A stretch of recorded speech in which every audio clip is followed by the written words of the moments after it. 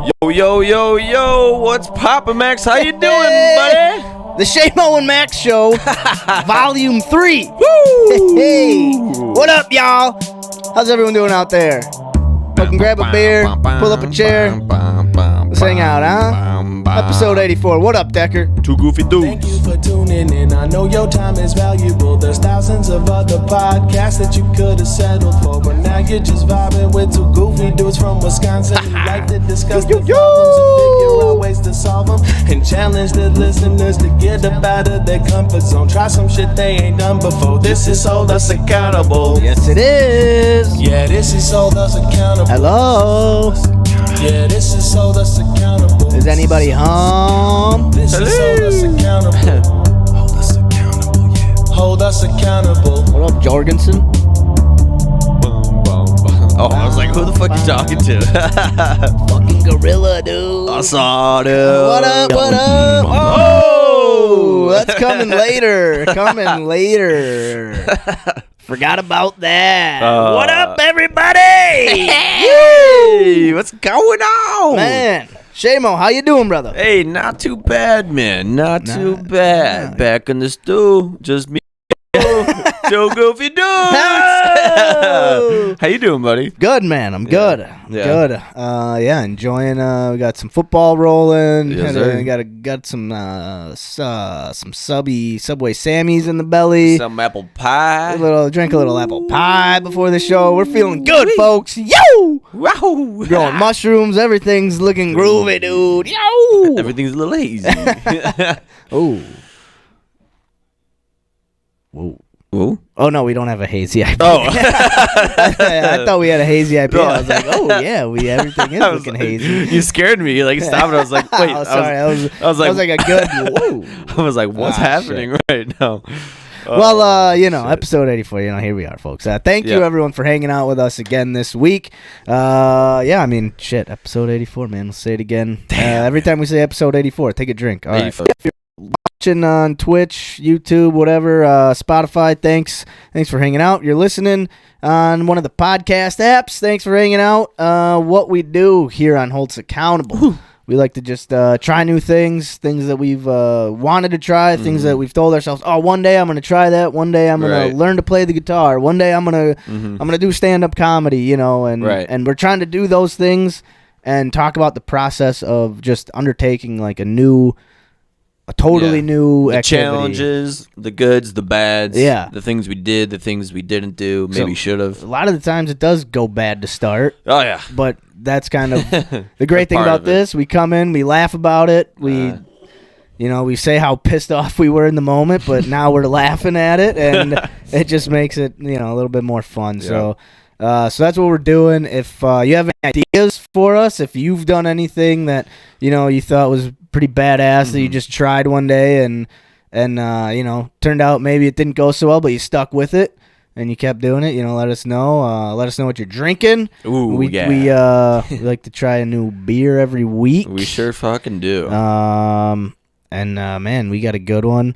What else? Oh, shoot. I said YouTube, Spotify, all that shit. Yeah. Comment, subscribe. Jesus, all that. Interact with us. Yeah. Thanks, everyone. Drink beers with us. who has done all that. We, on YouTube. If you're watching on YouTube, give it a like. Even if you don't like it, give it a dislike. I don't know. That helps. It'll help somehow. Everything's good. Or throw a comment on the show. What you're drinking. I don't know. Sure. Yeah. Anything helps. If you see social media stuff, just give it a share, a like. It all helps. So appreciate everyone been doing that. Yes. We got Packer Talk. We'll talk about the process of growing the mushrooms. That's been going good, folks. Everything is looking good so far. Looking good. Everything's looking good and getting dry. We'll talk, I don't know, just some random goofy shit too. Maybe some Would You Rathers. There we go, yeah. Some jokes or something. But yeah, we got a fun show coming, folks. But again, before we get into all that, golly, we like to try some new brews once a week. Yes, sir. And this week is no different. We got a good one. And let's get into it. This is episode 84, Holds Accountable Beer of the Week. Episode 84. Beer. I love beer. Beer of the week. Beer is Set it up good. perfect. Put it in my belly. Yeah, I love beer. Beer is good. I'm trying to be sound guy. Beer of the week. Beer of the week. Beer of the week. Yeah. Beer of the week. Yeah, maybe we don't give Carl enough credit for playing the tunes, even though he fucks it up most of the time. But Yeah, it is weird. You got it on playlist. If you put it on a playlist, it just keeps playing. And I always forget that it does that. But anyway, it doesn't matter because this show, really, it only gets... This is going to get tens and tens of views. So, not a big deal. Not a big deal. pretty big deal to me, I tell you what. So, What are we let's drinking? see. We are drinking. We got ourselves an interesting looking beer here. We are drinking Odell Brewing Company's Mountain Standard IPA. Ooh. This is hopefully a tasty treat. It looks like a tasty treat. I like the can. I like dude, that's what grabbed me. The can. Yeah. Odell Brewing, a lot of their cans, like it's kind of like the same kind of like artwork style. Mm-hmm. It's kind of like Van Gogh-y, you know what I mean? It's artistic. It is artistic. I don't really know artistic styles, so I know who Van Gogh is, but Starry Night. well, oh yeah, yeah. I thought that was Van Gogh. That's Van Gogh, huh? Oh, okay. It's Van Wendt. Oh. You'll be here all night, folks. All right, doing stand up. we'll talk about that later. Yeah, we might be trying that too again. But anyway, a little bit about Odell Brewing Company. It was started by Odell Beckham Jr. in 2011. Just kidding. I will not be here all night. Founded in 1989, Odell Brewing was started by Doug Odell, father of Odell Beckham. No, just kidding. His wife, Winnie, I think Wynne. Winnie? Wine. Winnie. We're going to call it Wine. Doug and Wine, and his sister, Corky. That is actually his sister's name. Shut the fuck up. Doug, Wine, and Corky. Over 30 years later, the culture of family and collaboration still thrives, fostering a brewery full of beer-centric people. It is this passion for beer that inspires Odell Brewing to create quality, handcrafted, innovative beers. And you said you've been here before, huh? It's in Fort Collins, Colorado. Yeah, I used to know somebody that worked there. Well, still do. And we would have our fantasy drafts there. We'd go like upstairs in a conference room, and we just get a bunch of free beer from the brewery, and we just draft football and talk shit. Brewery, what a great place to have a fantasy football draft. It was dope. Yeah, a lot of good beers there too, and it's a super cool brewery. It's dope. Yeah. It's also a 100% employee owned. In 2015, the Odell family founders sold the majority of the company to its co-workers, now co-owners, in a combined management buyout and an employee stock ownership program. Since the beginning, the people who helped build Odell Brewing Company have acted like owners. This just made it official. That's pretty cool. That is really cool. Pretty cool. So that's a little bit about Odell. And now let's talk about this beer, Mountain Standard. Hey, it is a mountain style IPA, 6% ABV, 39 IBUs. This mountain style IPA is brewed with modern American hop varieties which bring tropical hop aromas of pineapple, orange, and mango. To accentuate juicy hop aromas without using adjuncts or fruit, Mountain Standard IPA is triple dry hopped. The result is an extremely drinkable IPA bursting with bright hop flavors, low bitterness, and a slight haze. Let's see, hops. They've got hero hops, cashmere, sabro, and strata hops. Yeast, they use a special house yeast strain in all of their beers, so that doesn't help us much on what kind of yeast it is. Malts, the perfect bill to balance the hops. What kind of malts is it?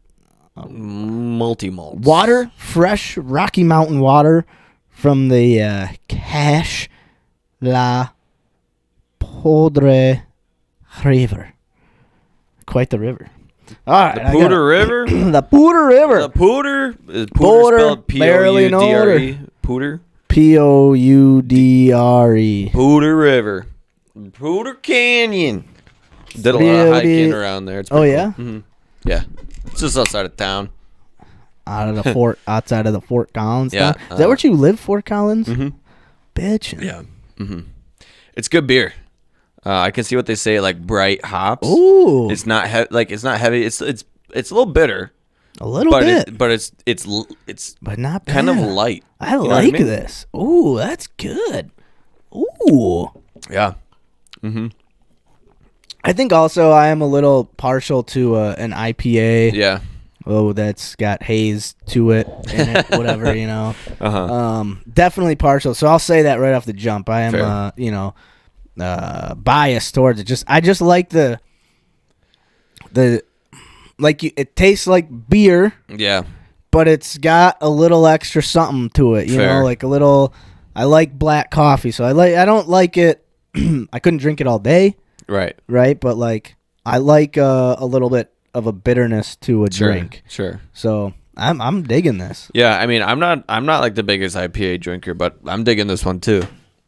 This one is definitely. Oh, here we go. I forgot I wanted to read this as well. Okay.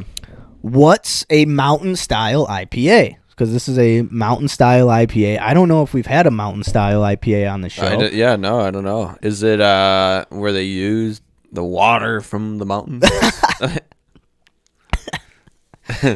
I don't know. We're gonna find out. Maybe we have had a mountain style IPA. Yeah, Coors Light.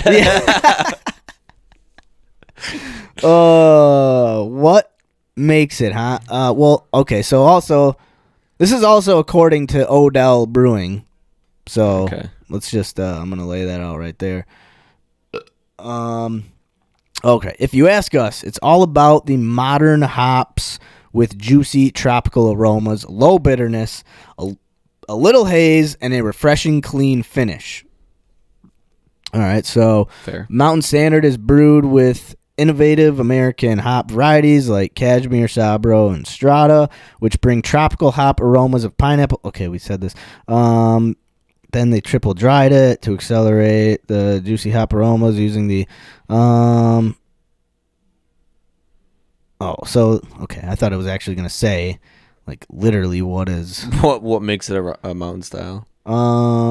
this Mountain Standard, a tribute to our backyard and the Rocky Mountain lifestyle, hand selected hops, build layers of complex hops. Okay, yeah. So it's like okay, they have a little diagram here. So they've got the New England style IPAs, West Coast style IPAs, and then in the middle is the mountain style. So New England style is like very intensely aromatic, cloudy, sweet adjuncts, which is fruit, vanilla,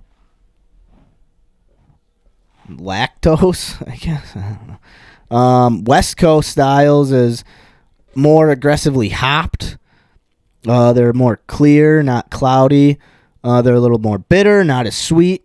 They've got a dry finish with malty backbones. And then the mountain style is kind of in the middle. It's more juicy hop aroma. It's hazy, low bitterness, but still some bitterness. Modern tropical bright hops. So again, it's not, dry, or it's got a bunch of adjuncts. I don't even know what those are, but I'm just throwing it out there. It's got a refreshing finish. I would like to think a West Coast and a New England both have a refreshing finish, if you don't mind me. Right. And no fruit added, even though it tastes like pineapples and mangoes. Yeah, how many times did they mention that? A lot of times. No fruit but there was no fruit in it. It just tastes like it. That's those hops. Science. The hops. Triple dried hops. Hey, whatever they do, it works. It's good. Yeah. It's a very good balance between a hazy IPA and like a bitter just a standard more bitter IPA. Yeah. So it does taste juicy. It does.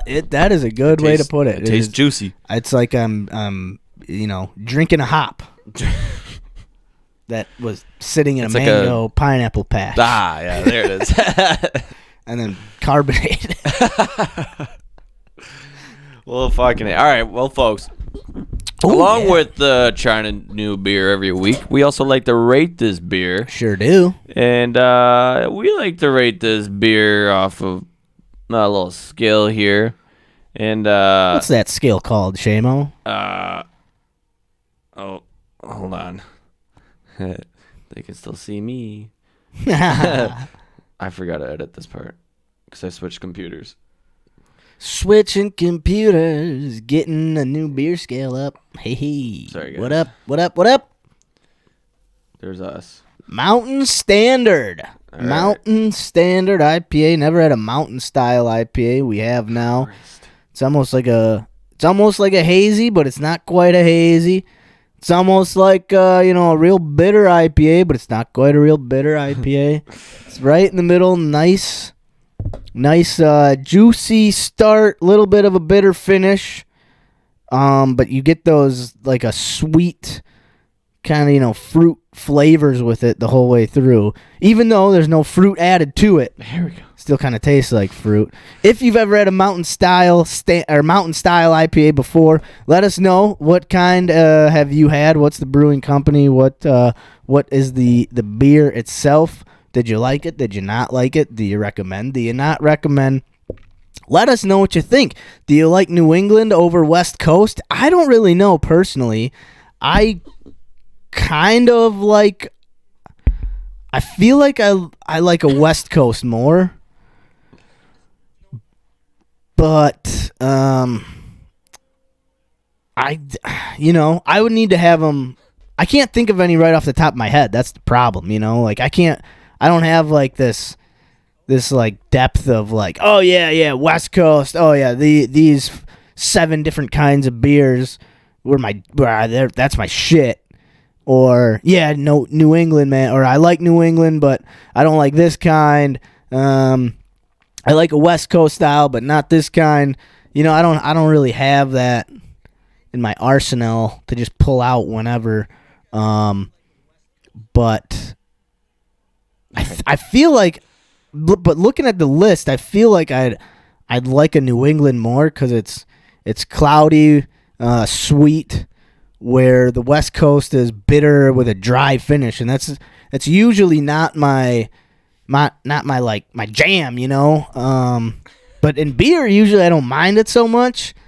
So, because like wine, I hate red wine, like really dry red wine. Not all red wine, I should say, just really that really dry red wine. I can't. Me too. I'm also not a fan of like the super sweet stuff either, though. I like it right in the middle. No, I see. I'd rather have a really sweet wine. Yeah. Like early days of Game of Thrones, when the short dude, what the fuck was his? Did you ever watch that show? Yes, but I don't remember. What was his name? Damn it. Anyway, he great actor, but he was a drunk and he just slobbed bullets, and it looked.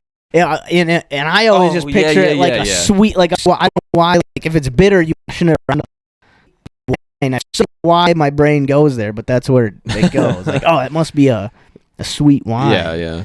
So, and he makes it look so good because he's always drunk and like just slamming it down, and it's that looks like juice. Do you think? Yeah, I mean, like, do you think their alcohol is really that good back in the day? Oh no, no, absolutely. But also, not. maybe. I mean, they probably just got hammered all the time anyway. So I bet you the wealthy people had some good. I bet you I guess so. they probably were able to make some pretty damn good shit. wine. Yeah, because if there was like one person who could make good booze, they probably worked for the whatever kingdom or whatever the fuck Yeah, that's true. Well, I finally got this figured out. Hey! So, like I was saying before, we like to rate our beers on a scale of, on Pancho Ancho's big four beer scale. Fuck yeah. And what the scale consists of is ratings on drinkability, probability, chuggability, and affordability. And they're all weighted accordingly. Yes, sir. And stuff. So, Max, you want to start us off? Yeah, I would. Since you brought this guy in. Love to. Drinkability. Oh man, I'll tell you what. I mean, this is an easy drinking beer, man. It is pretty easy drinking, especially for an IPA. Man, I'm gonna go. I'm gonna 8.67. 8.67. Yeah, man. I like this. I'm a big fan of this. Yeah, damn, that's a good one. I enjoy it too, but I'm not too far behind. But I'm thinking like a 7.8. Okay, yeah, that's a good score. 7. No, that's a great score. 7.87. Wow, yeah. This is a damn good score. So I mean, what did we last week? Last week we had a good old beer. I think we rated it super high, or maybe that was the week before. I've got pulled up right here the Bent Tube Oktoberfest. Oh yeah, that one you and Carl were. Yeah, we were up there. Anyway, easy drinking. Probability I drink another. Man, oh man, let me tell you. If I'm sitting at a bar and I ain't never had one of these before, and I just had one of these, you get another one right after? I wouldn't try another beer right after. I'd go back to the well. Yeah. I'd go back to the well. So I'm going to go back to the well, 8.67. 8 points. Wow. Back to the doubling down. Doubling down, back to the well. Wow, okay. Say, Damn. Sure. Oh, Tom, you can't take 2 sacks in a row like that, man. Yeah, that's brutal. You're going to break a hip. I enjoy this beer. The more I'm drinking it, the more I'm getting a bitter twang. I feel like the bitterness is building up a little twangy bit. Yeah. Getting a little bitter twang. Got a little bitter twang to it, sitting on my tongue. But it's still good. So I'm gonna give it a 6.9. 6.9. Nice. Nice. 69. All right. Chuggability. Ooh. You think you could slam these beers? Ooh, we're gonna find out. Let's go. Chug. Put it down. Oh yeah, you could chug that. Yeah. You don't want to. You want to savor it. You right. want to enjoy it. But yeah, you could chug that. I'm gonna give it a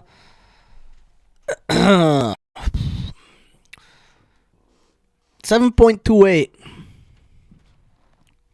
7.28. Folks. That's a pretty good chuggability. I feel like you don't even rate normal beers that high for chuggability. Yeah, this one I'm not getting much. I don't know. I'm not too much bitter over here. Just a little sweet. bit more of a refined palate, I guess so. Meatball sub before. And meatballs, lettuce, and pickles. And all that refined palate. Wait, you telling me you forgot the cheese? Oh, there's pepper jack on there. Oh, that refined palate. I know. I was sitting at home. You're like, you want anything from Zyra? I was like, oh, I had just seen that sandwich. I'm like, another sandwich. was like, I could go for a fucking meatball sub. Then I was like, what the fuck do you put on a meatball sub? I was wondering. I always thought, what do you put like? What like I'm not just gonna order meatballs and cheese, like, or is that like what people do? I think that's what people do when they get a meatball. They just get meatballs. I mean, I guess you could do like jardiniere. I was thinking about those the like banana peppers. Banana peppers. Yeah, I was thinking about that maybe. instead of pickles, but lettuce. I mean, lettuce and pickles were just fine. It was good. Yeah. But especially when you have a refined palate, you can those meatballs from Subway just melt in your mouth. You know. Oh shit. Yeah, I was like, what the fuck do I get on a meatball sub? But anyways, that was a 10 out of 10. Yeah, no, Sebastian. Well, it wasn't Sebastian this week. It was two young dudes. Sebastian was there. I feel like he's the manager. Yeah. He had finally had some help. Every time I go in there, it's just him. Just him. So this time he had a couple kids who looked like they were helping. But they made a great. I tell you they what, made some great sandwiches. It was a good Sammy. Yeah, what do you chuggability? That's right. Yeah, he's just been avoiding jogging, folks. His refined palate can't handle it. Ha. No, you're right though. Your palate can't hack it. You could chug these beers though. That doesn't rhyme, by the way. This is like the one IPA you could probably fucking right. Chug. Yeah, you probably could chug it if he had to. Yeah, if you were like, even if I didn't have to, I might think about it. I'm gonna take one slight step under you and do 7.18. Whoa, still up there though. 7.1. Yeah, just 0.1 under you. That's a good score. Yeah, I mean, no, I put those down for sure. Ooh, affordability. You bring your receipt.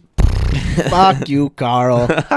This fucking guy. This fucking guy. He was banging the table that one week. I know. You know the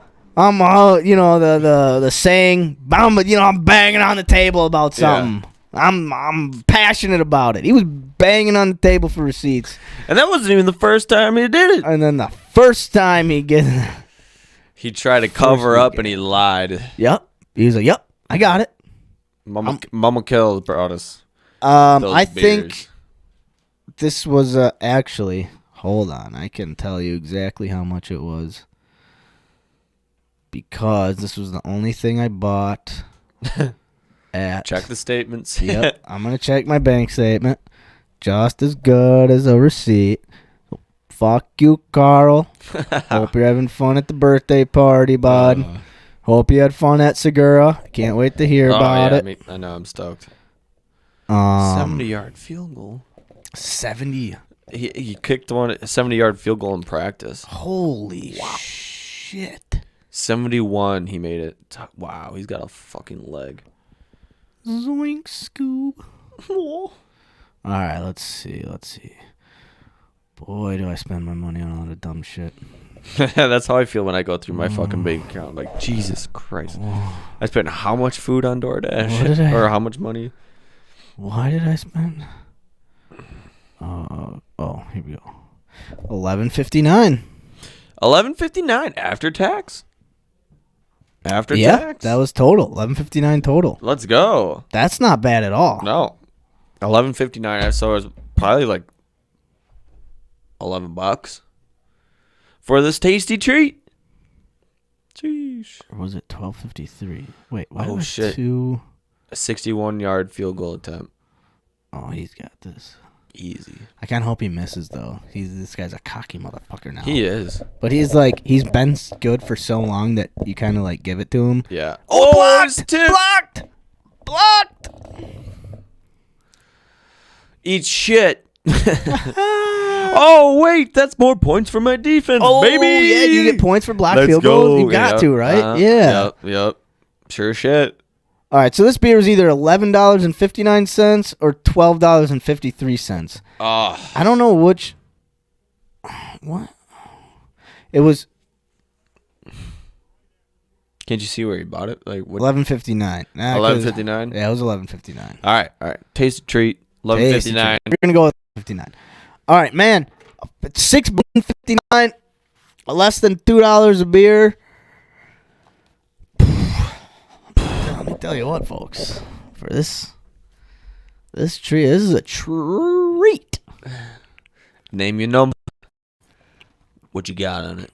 Man, I'm gonna give it a BJ Raji 9.0. Ooh. I'm gonna give it a 9.0. Wow. Yep. Holy shit. I'm digging it. He is fucking digging it. Although, you're not wrong. I mean, that ain't bad. I've spent more on less. Oh, yeah. Way worse beers. And this is a tasty treat. I'm going to give it, I'm not even, like I said, not even a big IPA guy, but I got to give it an 8.55. Woo! Yeah. 8-point Abdul Hodge. Yeah, man. I mean, for, like you said, 6 beers, $11.59 after tax. Tasty Not treat. bad. Not bad. What was the ABV in this? 6.5. Yeah, man. It's a good one. Yeah, it is good all around. It doesn't taste like it kind of does taste like a 6.5. I can't lie. Yeah. But it's not. I don't think it has the bitterness of it. Just a little bit. Just a little bit. It does, but not overbearing. That's for sure. Yeah. All right, are we ready for our overall scores? Yeah. Let's rate these fucking beers. All right. Max. Yeah. Your total score is 8.29. Whoa! 8.29. Hey, yo. Wow. Holy that is shit. A tasty treat, folks. Fuck yeah. And mine came down not too far away, 7.54. Oh, that's still a good beer. Yup. Anything above a 6.5 is like a pretty solid, I'd say so. good beer. So 7.5. And then what's the average between the two? The average overall is 7.91. Whoa! Very close to an 8. Overall, a very good beer. Hell yeah. We got Odell's Brewing Mountain Standard IPA. We got an overall 7.91 on the Big Andy, Big O's, Big Four, Poncho Honcho, Big Poncho, Big Honcho's beer scale. Fuck yeah, dude! Yeah. Man, what a tasty brew, huh? Holy shit. You nailed it. Oh, except I Jesus just missed Christ. this part. Yeah. That was Beer of the Week, episode 84, Odell Brewing Company. Yeehaw! Put it in my belly. Yeah, I love beer. Beer of the week. I love beer a lot. Beer of the week. Beer of the week. Beer of the week. Yeah. Beer of the week. Hey!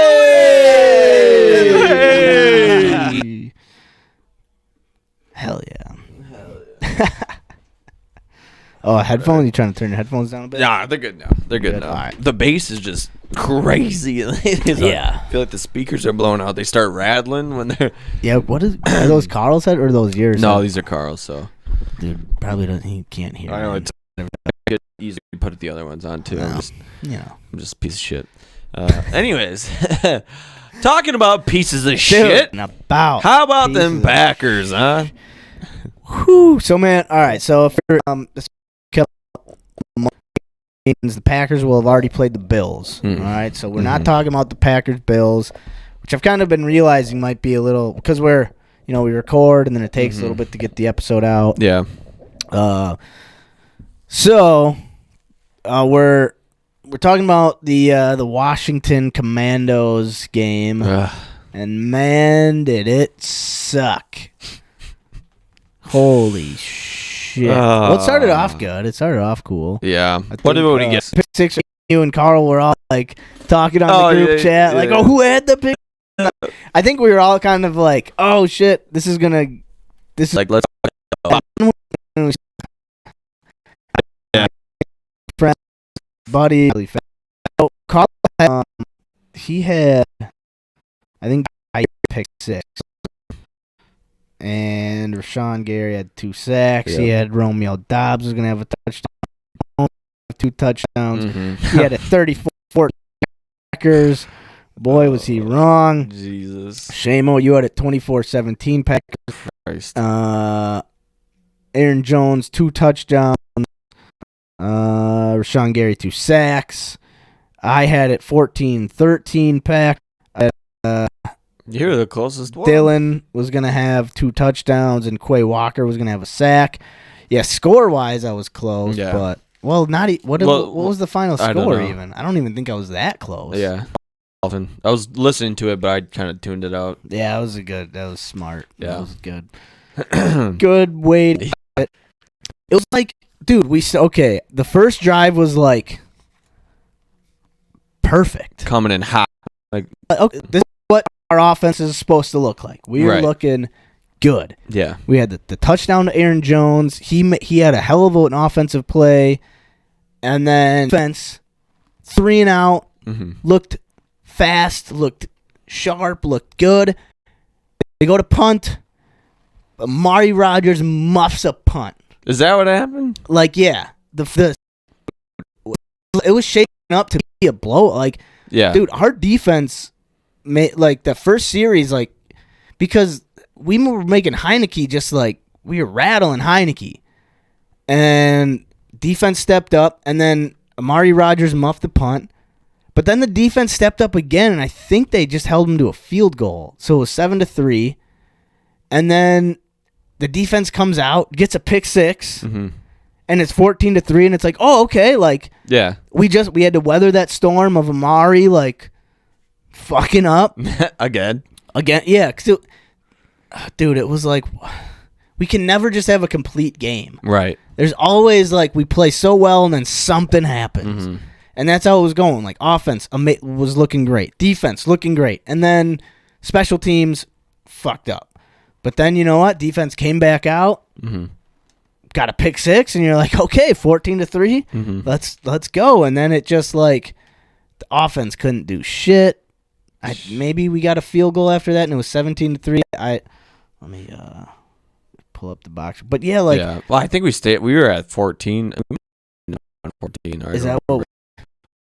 But I know it was like I remember watching it, like checking this, also like 14, and it was like, oh god, and then it was like 23-14. I was like, dude. So who are you golfing with? I was golfing with Strunny and Beef. Oh, fuck yeah. Yeah. It was a good time. Good crew. Yeah, beautiful day. It was a great day. Yeah. Sunday was a great day. Yeah, so let's see. Record that. Yeah, so 7-3.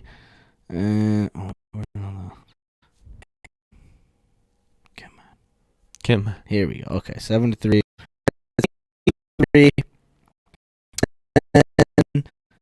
Oh yeah, and then right after that, like, they drove right down the field, scored. It's 14-10, and then our offense couldn't do anything. They scored again. It's 17-14. You know, like, they kick a field goal. It's 20-14. They kick another field goal.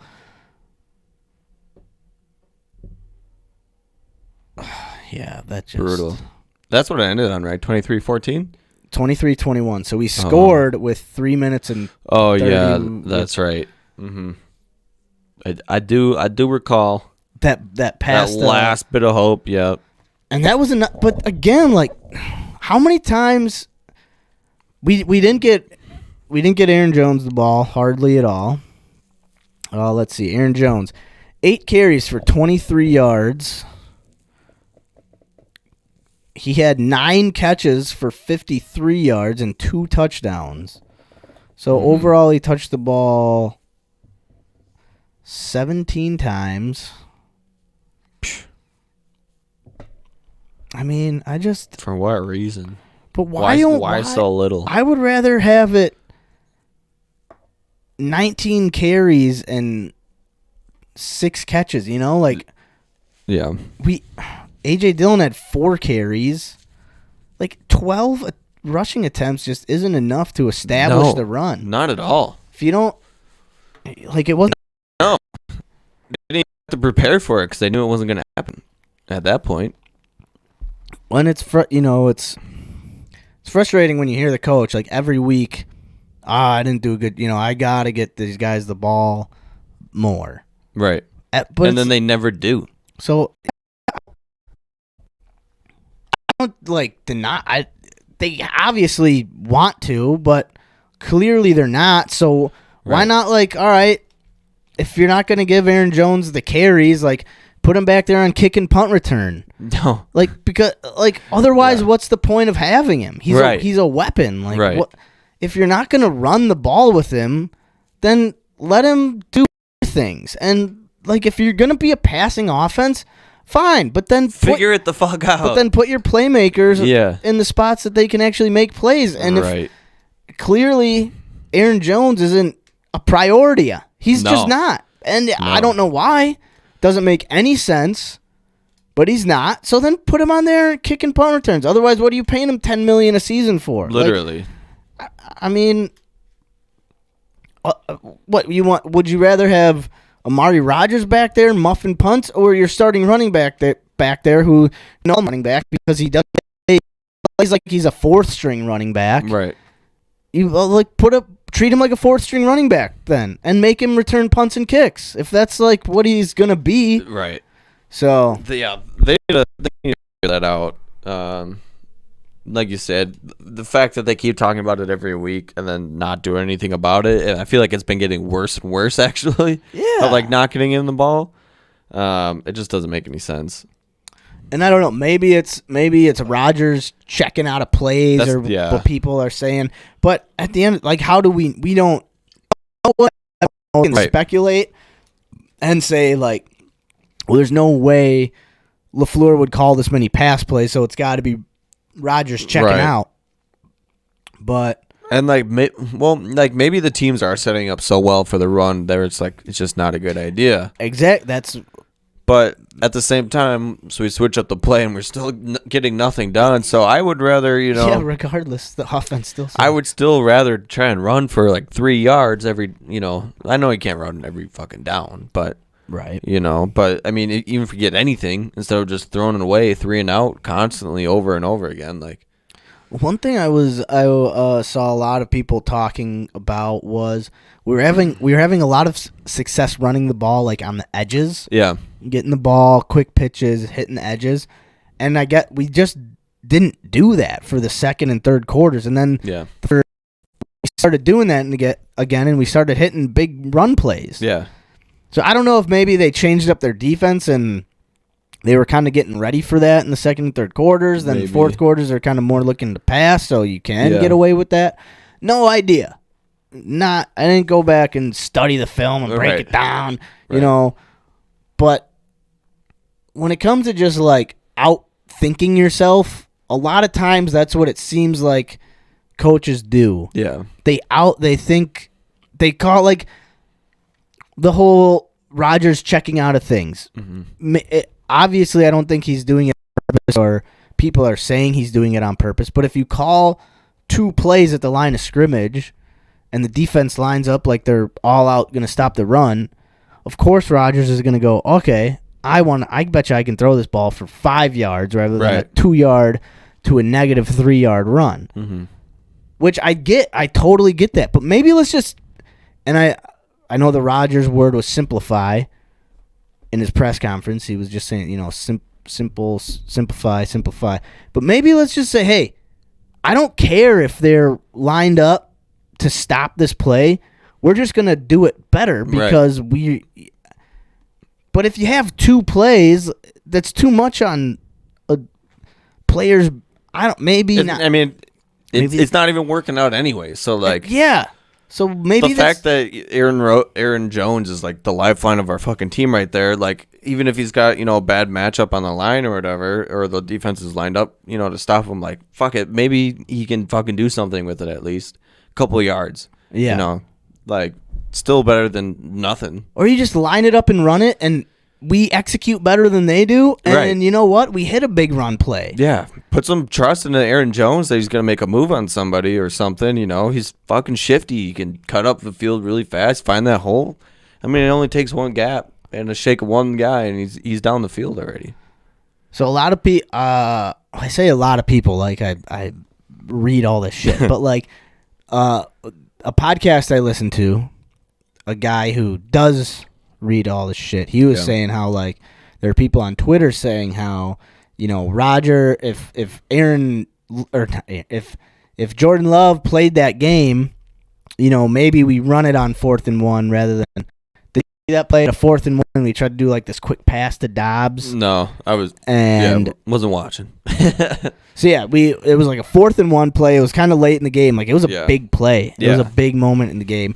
4th and 1, and instead of just like lining up, running the ball straight up the gut, straight up trying to get a yard, we do this like quick pass to Dobbs, and Sammy Watkins like either missed a block or I don't know what happened, but like, dude, something happened where the guy that was lined up on Sammy just completely like blew past Sammy and just like keyed in on Dobbs and went and just smacked him. Yeah.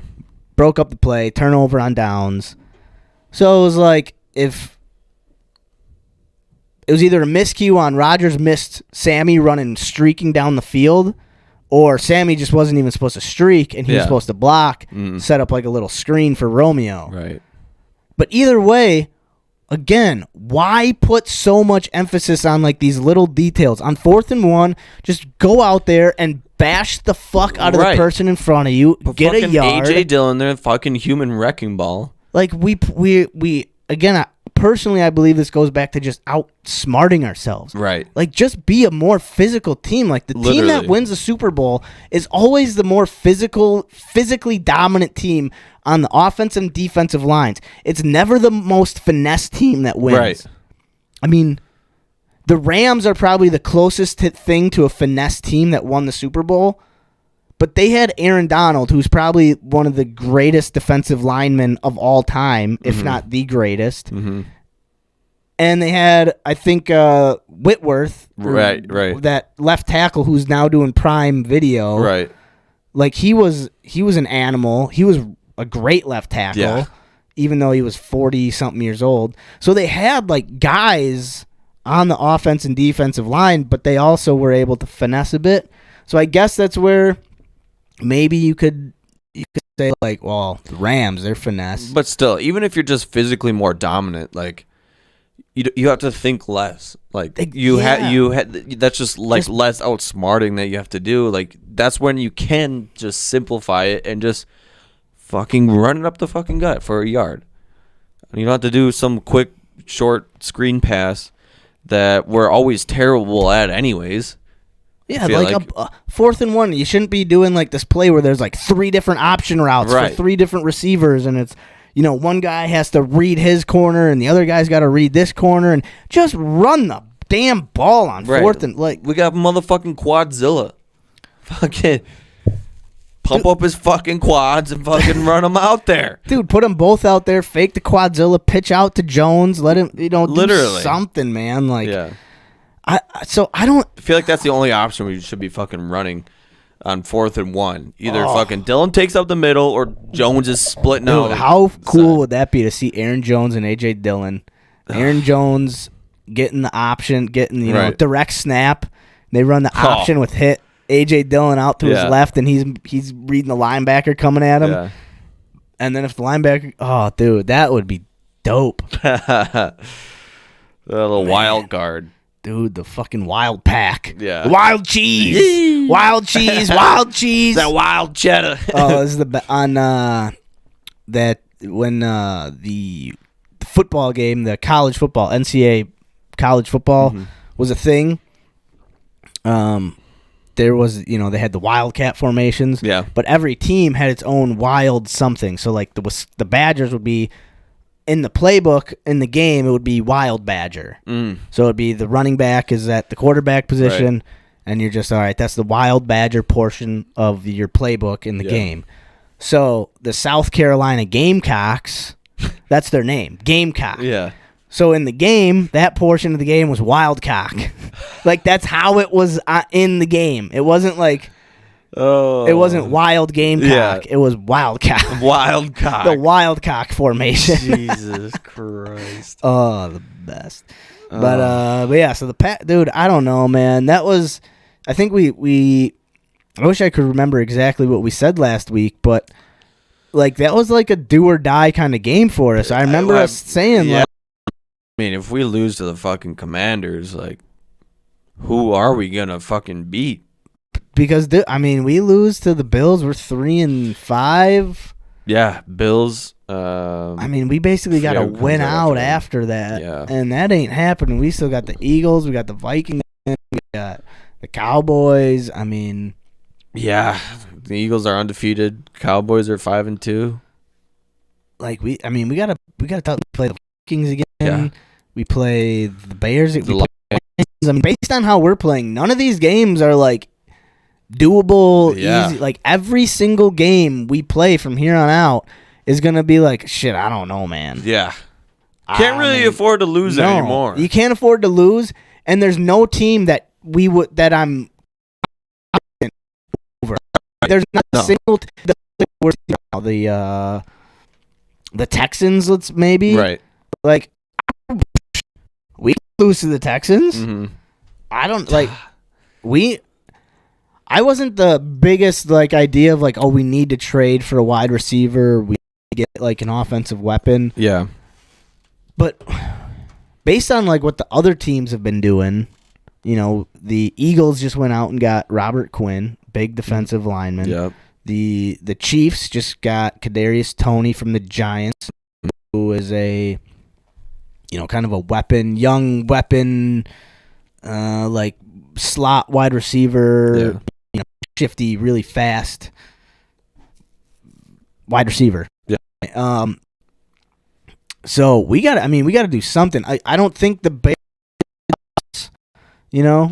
Yeah. Right? So like we can't be like, "Oh, why didn't we go after Robert Quinn?" Mm-hmm. Probably went to got him from the Bears. And the Giants traded to the AF. They're in the NFC, traded to the AFC. They probably wouldn't have traded NFC because they have a good record and I mean, they're probably going to be competing for playoff spots or, you know, in the playoffs. Right. So they're not going to trade a wide receiver that they probably, I mean, he was a first-round pick, so they caused a lot of headaches, I think, over there, it sounds like. Yeah. So they're still not going to trade him to an NFC team, and maybe he could come back and fuck him, and, you know. Right, yeah. So I don't think we would have been in the running, even if we tried to. Yeah. I don't think the Jets or the Bears would have traded to us, but, dude, but we got to do something. The Texans, a lot of chatter about. Yeah. Odell. Dude, yeah, I know, but we need someone now. I know. Odell won't be ready till December, it sounds like. So. And it's just like, who? And of course. Fucking Christian McCaffrey over to the fucking 49ers. Of course, the Packers love their draft picks so much. They're probably not going to give up. Right. Like, dude, I was like, okay, after the Commanders game, would you give up 2 first-round draft picks for McLaurin, Scary Terry McLaurin, who basically single-handedly won that game for the? So he caught a long touchdown over.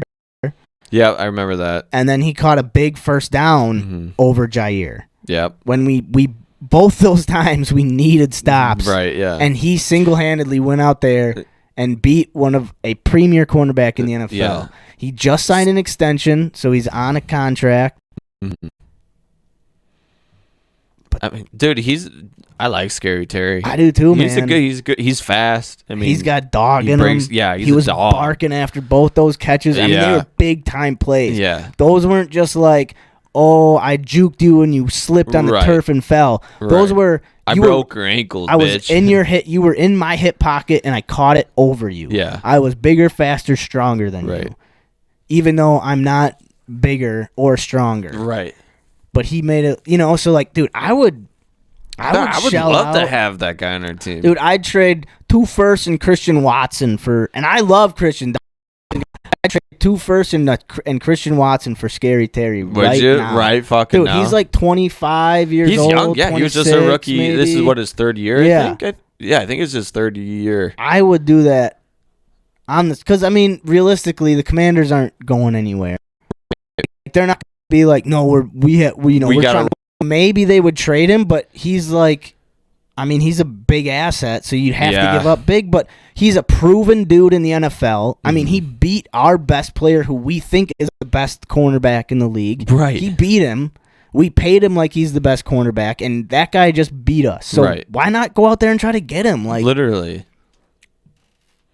Like, at this point, what do we have to lose except for... Like, we haven't really hit... Like, are we get? I don't know, man. Like, I get picks and stuff like that, but, like, if we're not going to make any moves with them anyways, like, we're just going to be the same team next year? Like, let's make some fucking moves. I think Quay Walker and I think Devontae Wyatt, they'll both be good players. But right now, like, let's go get a play. Like, let's trade draft picks. Like, right. I don't know. When was the last time we fucking did that? Never? I don't know if we ever have given up a first-round pick. You know, I don't. Yeah. I don't know. But and it's like, are we really going to get a receiver first round next year? Like, I mean, I guess if we keep fucking tanking, we'll have a pretty good fucking pick. But are we wide receiver finally? First round? Well, I think the whole first-round wide receiver thing's a little overblown. Yeah. I mean, we drafted Christian Watson, and he was the 34th pick. Oh, yeah. You know, what's the difference between what's 2 draft picks difference? You know, like that's fair. But you know, it'll never be seen as a first. Say Rodgers throws him a touchdown. Oh, he's still never thrown a touchdown to a first round. Okay, but he's 34th pick. You know. Yeah. So that I think is a little. But there is something to be said with taking a swing at talent there. I mean, we've wasted draft picks on offensive linemen before. What's the difference between taking a swing on an O lineman and a wide receiver? Literally. So, yeah, I would. I mean, also, Jordan Love's going to need some talent around him. We can't forget about that guy. Right, yeah. And because I like Love. I think if we could re-sign him, you know, but that's way down the line. Yeah. I mean, like I said, I'm officially kind of done with the hype of this season. I am now just strictly like the fandom level is what it is. The fandom level has been notched down for me. You know, like if we were 5-1 and we lose to the Bills, I would be like mad. Like, why we always lose. We're 5-1, but then we never beat the good teams. Right. We beat the shit teams. we lost to the Vikings and the Bills. Like, you know, we always beat the bad teams and lose to the good teams. But now I'm like, I don't know. Yeah, we shouldn't beat the Bills. There's no way. Probably not going to win. Alan Lazard's out. Fuck. We'll have Sammy Watkins, Amari Rodgers. Cobb's probably still out. Cobby's out. He's on IR right now with an ankle. Fuck yeah. So I don't know, man. Like, so like I was saying, my fandom's just kind of like it's dulled to the point where it just kind of is what it is at this point. Yeah, exactly. I'm still gonna watch them every. I'm still gonna cheer. Out, but right. I'm gonna think like, fuck, why do we suck so bad? Yeah, like you know? That kind of made sense. Why you know are what I we such dog shit all of a sudden? Like, what happened? Yeah. And look at this stat. Wow. Jesus. Holy shit. I wish we could share that one. But yeah, like I don't. Oh, dude, there was a. So I made this meme. So you know AI art. Yeah. If you like AI search like a person, it's like, it's like it is that person, but it's off by like a tick. Yeah. So I made like this meme of like the Rodgers we hope for and the Rodgers we got. I saw that shit. I was looking at it. I was like, wait, what the fuck is this? Yeah, why it is like I posted it to Reddit and they took it down. No way. They were like, would you if they're like it's direct comment and it meant like try to picture it this way. If you were in the room with quote Aaron Rodgers, would you say this to him? And I was like, yeah. Like, dude, you don't even know me. Yeah, like yes, I would. But yeah, so I was like, dude, I thought that shit was funny as fuck too. I was like looking at it, I zoomed right up in his face, and I was like, oh, yeah, like it's off. It's just he's just off a little bit, you know, like he's just not. That's really fucking funny, dude. Dude, yeah, so like I can get that like art app. Yeah. That I make the thumbnails. Yeah. You can do AI art on it. Nice, so I'll just dude. do like I was just doing like Aaron Rodgers throwing footballs, and it was like, it's so weird. I'm gonna look what this thing has for Tom Brady. It's just a divorce lender. Dude, Single dad. Remember when everyone was like, "Oh, Tom Brady's got the life, right? Yeah. Got the wife that makes more than he does, right?" And now it's like, oh shit. I really didn't believe the whole divorce thing. Right away, I was like, no fucking way. Like, there's no fucking chance. Right. But But holy shit. It's like, oh, holy shit is getting intense. But like, I mean, like, I get it. But like, is that all it takes to get divorced? I mean, dude. I mean, honestly, there's stuff behind the scenes. I'm sure there's a lot of other things that went on, but like, promised that he was like, gonna, and she was like, "What the fuck?" You said you were but done. like divorce. Yeah, that's intense. Like divorce. Like, I don't know. I'm gonna run to the bathroom quick. Here's the AI generator. In my it's creating. It's Tom Brady.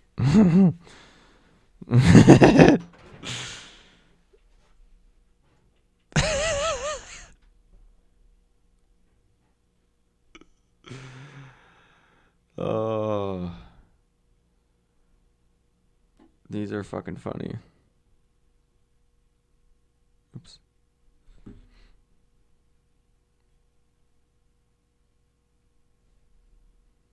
What did I do?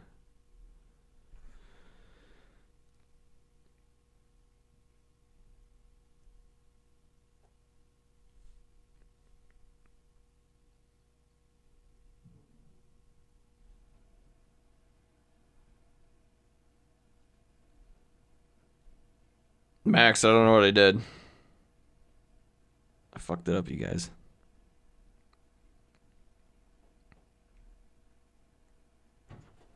I don't know what I did. I clicked something and then it got rid of them, and I don't know how to get back. They weren't quite as funny as the Aaron Rodgers ones, though. Yeah, although one of them was like a cartoon, like just his face was like cartoon. It's kind of funny. I wonder why the Rodgers ones looked so. They looked bad, like actually bad. Right, yeah. The Brady ones didn't look. Well, hold on. Let me do Tom Brady playing football. That's what I did. Rodgers playing football. Yeah. Let's do Tom Brady. Let's see how weird these look. Oh, yeah. Okay, these look kind of goofy. Do they? Yeah, check those out. Shit. I feel like his one arm is backwards. One's just his legs.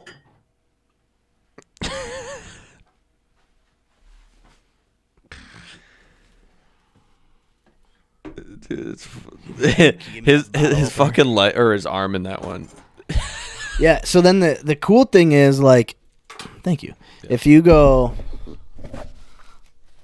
If you just go like back, Yeah, and then you do it again, it'll come creates up with new ones. Yeah, it like never stops. I've never seen a duplicate one. So like one night I just stayed up till like 1 a.m. just trying to find like the perfect Aaron Rodgers, like looks like a dumbass one, and I was like, next. Yeah, dude, yeah, it's fun. Different AI art app, but I think it's like $30 to purchase. It makes pretty incredible images. I'll tell you what. And I wonder what they would look like on there, because they're like phenomenal quality. Oh, really? And like they're still, I mean, it's AI, so it's like still goofy. Like you just enter any kind of words and it generates something, but they usually turn out pretty fucking sweet, and the quality is amazing. Dude, But $30. Yeah, that's a little much. Yeah. Dude, this AI creating shit is like gonna be the next. Yeah. Like everything. Mm-hmm. You're gonna. To put it in like gross human, like that's gonna be like pornography. That's gonna be, you just type in what you want. Like you Google something hoping to find what you're looking for. This is gonna be able, in like 5 years, you're gonna be able to just type in exactly what you want. Mm-hmm. It's gonna be able to just create AI images that look identical to humans. Yeah. So good you can't even tell the difference. And it's just going to be exactly what you want in VR. Like, all right, conspiracy level 1,000 right now.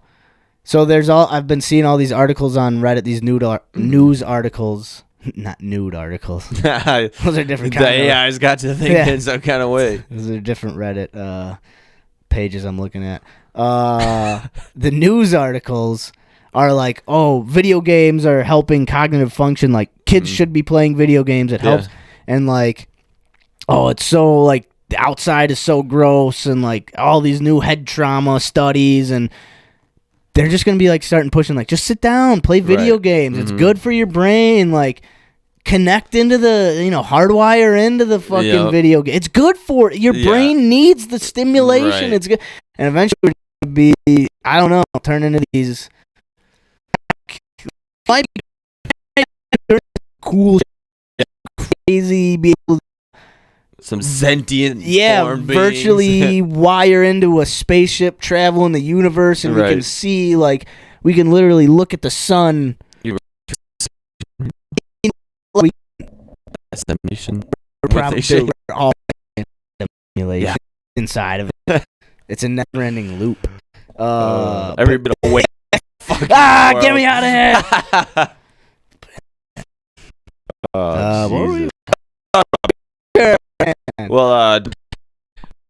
Scores for this game. Let's make predictions here. We got Packers against the Bills coming up, so we understand that this is probably going to be out after that, and our reactions to that game will be coming again, about a week from now. Mm-hmm. But anyway, Packers Bills, man. Sheesh. What do you have any early thoughts? Fuck, dude. I can't say the Packers are gonna lose. No. But I could. I'm not too it's pretty bad.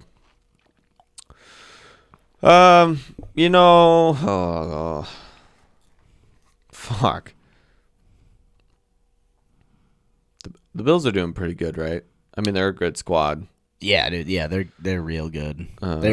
They're balling out of control. Wait, I'll let you think for a second. Yeah. I got my score. All right, yeah, you go. I'm gonna say Bills 38, Packers 20. Holy shit! It is gonna be a drumming, folks. A drumming. Bills 38-20. Rodgers is gonna have 3 picks. Oh wow! 3 INTs. Are they 3 pick sixes or just 3 picks? He's gonna have 3 INTs and he's gonna have a strip sack.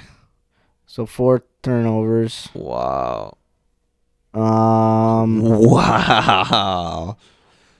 I'm gonna say Jair is gonna get 2 touchdowns caught by Stephon Diggs over him. He's gonna get beat by Stephon twice. And we'll get a blocked field goal. Like, we will get a field goal blocked by the Bills. Okay. Wow. So nothing going for the Packers this week. Nope. It's going to be all bad, folks. All bad. All right. Well, to counter your bad, no, I feel like I have to say they're going to lose 2 because maybe that will just jinx them and then they'll actually win. Yeah. Yeah, exactly. So I'll do Bills 27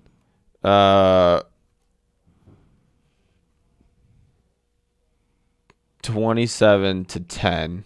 Okay, there we go. I like it. Yeah, realistic. Yeah. Every week I've been slowly dropping the Packers score. And I'll say I think We're going to fumble, but I don't know who's going to fumble. I say probably Romeo Dobbs is going to fumble. And I'll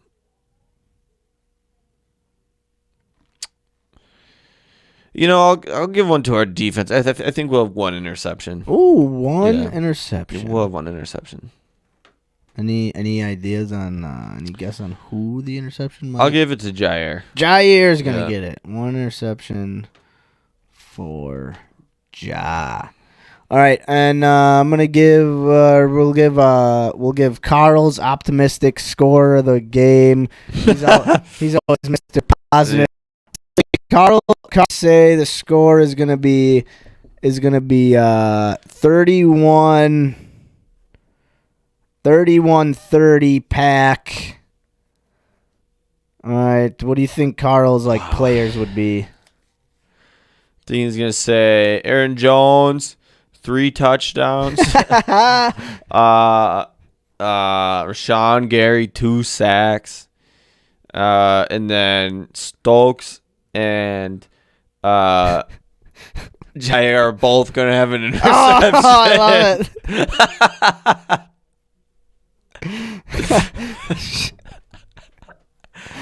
I mean, dude, that's the only way we win is if our defense scores. Oh, my God, yeah. Otherwise... Whoa, that was a catch? Wow. Holy shit. Oh, I've got him in fantasy, but he's on the bench. Rip. How am I doing? But all right, I love it. Yeah. Carl is always Mr. Optimistic, so we got to keep that spirit alive. We got Seamo and I took a pretty bummer approach to the game, which I think most fans probably do as well. Yeah. So, yeah. Yeah, man. We got Seamo's got Bills 27-10. I got Bills 38-20. Dude, I don't even know if we'd score 20. Wow. I know. I heard that. I was like, that's bold. 38-10 maybe. I should switch it to 38. No, I'm going to keep it at 20. Yeah, you keep it there. I'll keep her there. Yeah, not a good game coming. Packers suck, but we still love them. Hoping, cheering, rooting, wishing. But we're going to, move it on down. Moving on down. That's, To which kind of town? Move it on down. Oh, wait. All right, so that was Packer Talk, folks. We're going to move it down to, I don't know, we could talk challenge. We could, I don't know. Let's talk challenge. All and right, then if we got anything goofy after we want to do a mental health thing, we can get into it. But let's do challenge next. Okay. We got a decent amount to talk about. Okay. And so let's get into it. Let's get into a little challenge talk. A little mushroom. We're growing a little mushroom. Man, are they growing? I'm just going to pull up a little, see if I can get some background music going a little bit while we talk about the grooviness of the shroomy doomies. Sure. Yeah, man. So let's see. While I'm pulling this up, let me, what?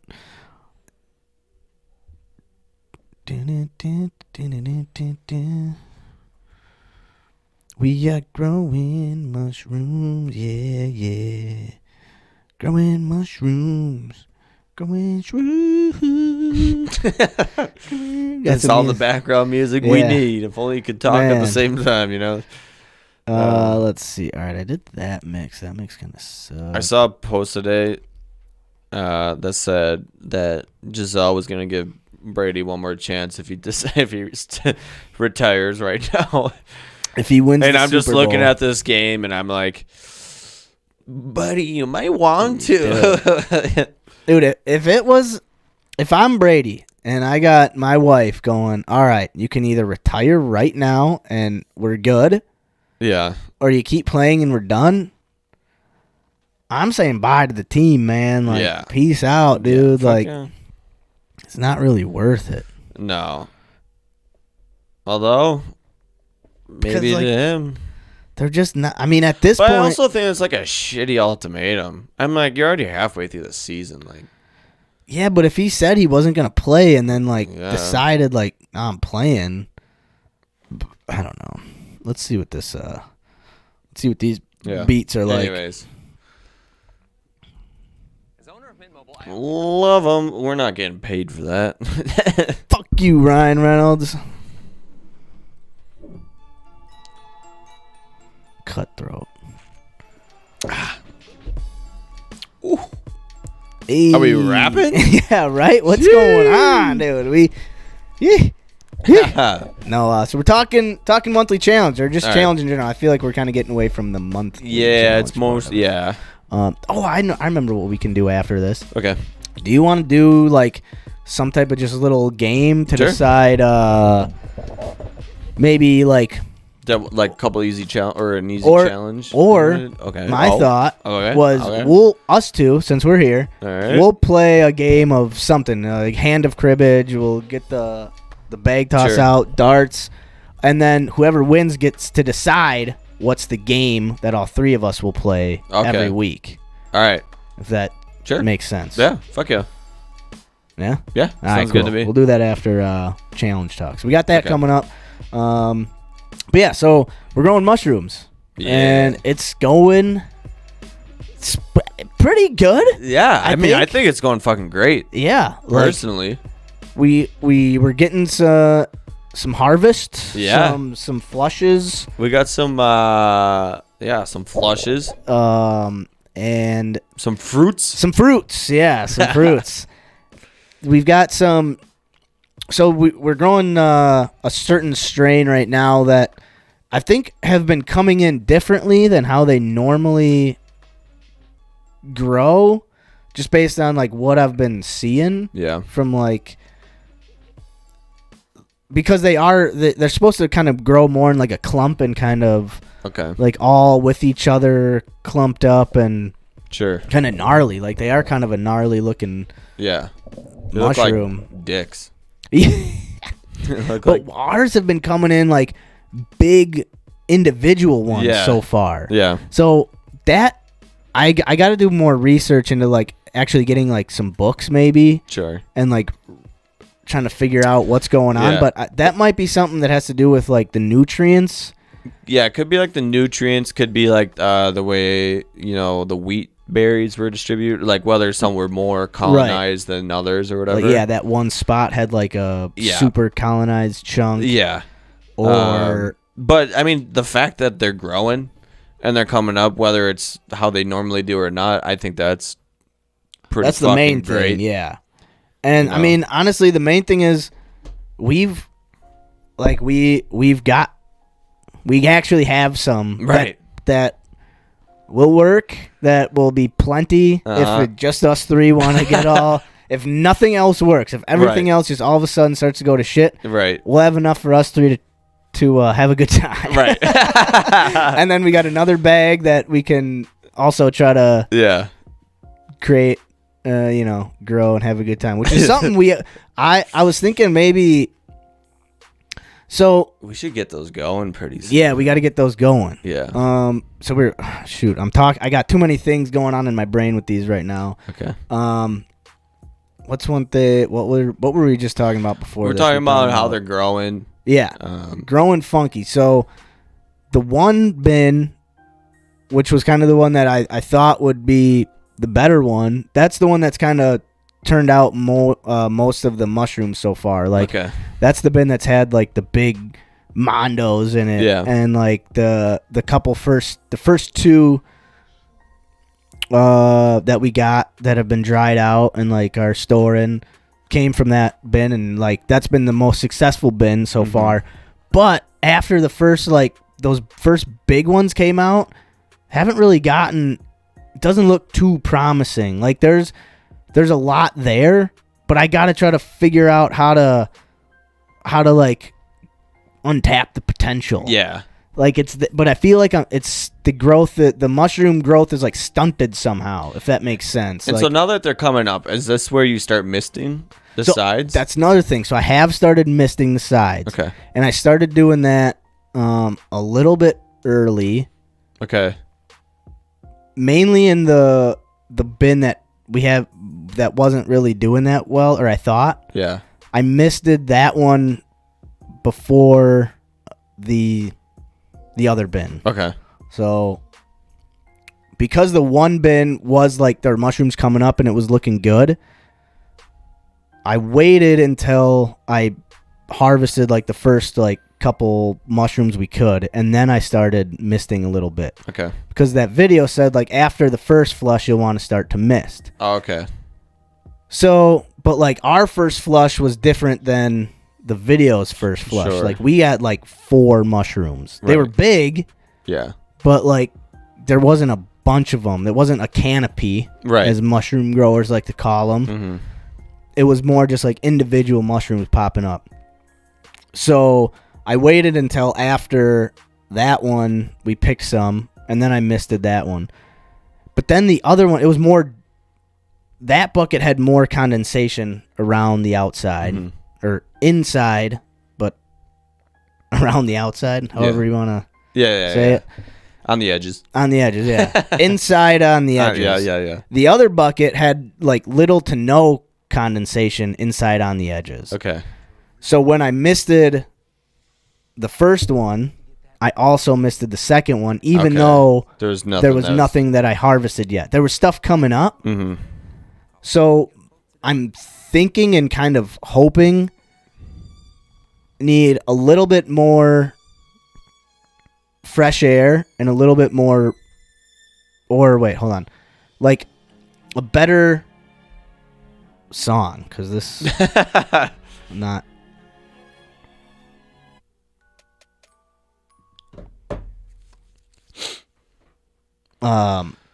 because I just felt like I was just missing something, just missing like I mean, do you think he's got grass in his, I got distracted. Do you think like the humidity's off in there, or like? I do think that's playing a part of it, but that's what the misting will help with. Right, yeah, so that shouldn't be a huge problem. So then I was like, all right, so let me mist it, and then maybe like that'll help with the humidity. And then I think I might have over misted, which I'm not like, don't get me, I did not mist a lot. Like I wasn't like, I gotta spray everything down really. No, I didn't miss that much, but once I did mist, there was like more condensation came up. So then I was like, oh shit, now there's like too much in there. Yeah. So I've been, and then so then I was like, okay, I'll need to give it a little. Oh, there's too many thoughts in my. Okay, so I didn't. Also, what happened was when I was picking from the other bin, I was opening that one up a lot more often. Okay. Because just of how like there were just so like there would be one big one would come up and its veil would start to break, and then the next day there would be another one coming, but it wasn't as close. So then the next day, or even like 3 hours later, it would be ready to go. So then I'd have to open it back up, cut it out. So that one was getting a lot more air into it. Sure. The other one wasn't. So it's been a lot of just like, at first I was treating them both the same, but then they weren't getting the same conditions. Yeah, but they were also growing at different rates too, or whatever. So that's been, and that's when I started misting, was because the bucket I was opening up like a lot, I noticed was almost like basically dry.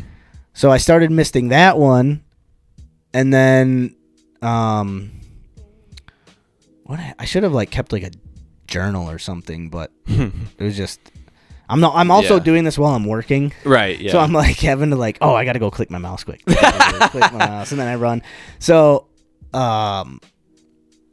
we've been doing that. And so I was kind of trying to figure out like a good balance, because then that one was super dry and the other bucket was always drier, but then the good one, or what in my brain was the good one, got even more dry, so I sprayed that, or I misted that one. Then I was like, well, I might as well just mist the other one then too. Found out, I researched, you don't have to have like distilled water. You can just use tap water. Because once you're to the point where if you need to mist, you should start misting. You should be good enough where your mycelium's strong enough. Right, yeah. So I found that out. And I think like there was another diagram I saw that was like the 8 main things you want. You want, I'm not going to be able to find it now, but it was like humidity, temperature, water, light, the substrate, like the food. Did I say air? I don't remember. Air and it's temperature, humidity, all like. Yeah. Anyway, so it's just trying to get a good balance of all those different elements. Yeah. When you said light, are they supposed to get light or are they supposed to be pretty dark? Supposed to be dark, but you want to give them a little bit of light. Okay. You give them a little bit of light when you're going from the mycelium stage to the fruiting stage. Oh, okay. So when you give them air, that's when you also should give them some light. Okay. But you don't want to do a lot. Like again, it's one of those like balancing. It's a part of it, but it's not like you should just leave them out in the sun. Right. Same thing, like humidity is important, but you don't just spray the fuck out of them. Yeah. So trying to figure out like my balance between, because we're in a dry climate right now, just in terms of like it's October. Right. It's dry. And then I can't really get the humidifier in there in a good spot if I wanted to put it in there. So yeah. I mean, I think misting it would probably be fine. Yeah, so I think that'll probably take care of the humidity aspect of it. So that's what I've been doing. And I've been trying to be more conscious of like giving them air twice a day now. Because before I was just doing it once a day because it was getting so dry. And now I'm like, oh shit, I gotta twice a day, make sure like mist them. Yeah, it's been, what else was I gonna say? It's just been like really the drying process too has been interesting. Tried the dehumidifier. I keep saying dehumidifier, dehydrator. Yeah. It just took long. Like it does take a very long time. I remember when we used it for fucking like beef jerky or whatever. Took a minute. Yeah, we'd let it sit overnight throughout the day. Okay. And like I think we would like it's got like a lot of racks to it, so we'd like start up high or start low or go high or whatever way. But I'm sure there's probably something better out there that would do it quicker. That was. I mean, it's old. Yeah. It's fucking old. But I tried it. I tried it in the oven though too, and like that took a minute too. Like the caps, dude. The caps take forever to dry out. Right. Holy shit. I mean, they're fresh mushrooms. I'm sure they're just juicy. Yeah. You know what I mean? So I'm sure it'll take some time. So what I found, which I'm trying, this is experiment 2 now. We tried, or 3, I guess. Tried the dehydrator oven. This is just air drying. Just putting a couple pieces of paper down, put your mushrooms on top of the paper, and then putting some more pieces of paper on top of those mushrooms, and you let them sit for like 4 days. Yeah. And they'll get as crispy as they would in a dehydrator for a day if you let them just sit in there for a day. So, and based on just how they've been coming up super sporadically, for me, this has just kind of been like the way where you let them, I pick them, I let them sit for a day, like full mushroom, and then the next day I cut them in half, and then I put them on the paper and let them sit.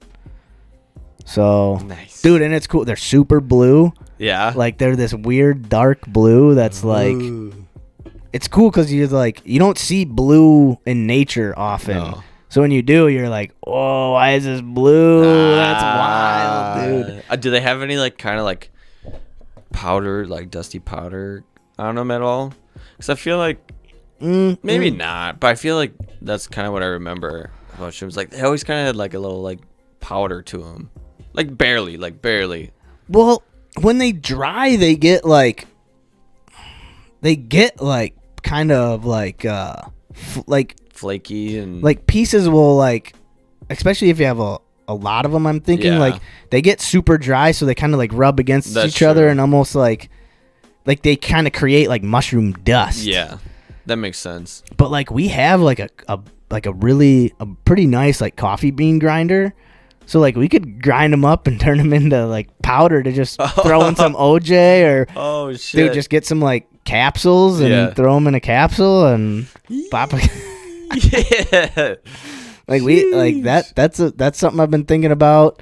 Cause we do have some that have successfully like fully dried, and like that's I bought those little like they're called like the air packs, the like that's in like beef jerky and shit. Right, yeah, they just like keep it. Yeah, from keeps them dry.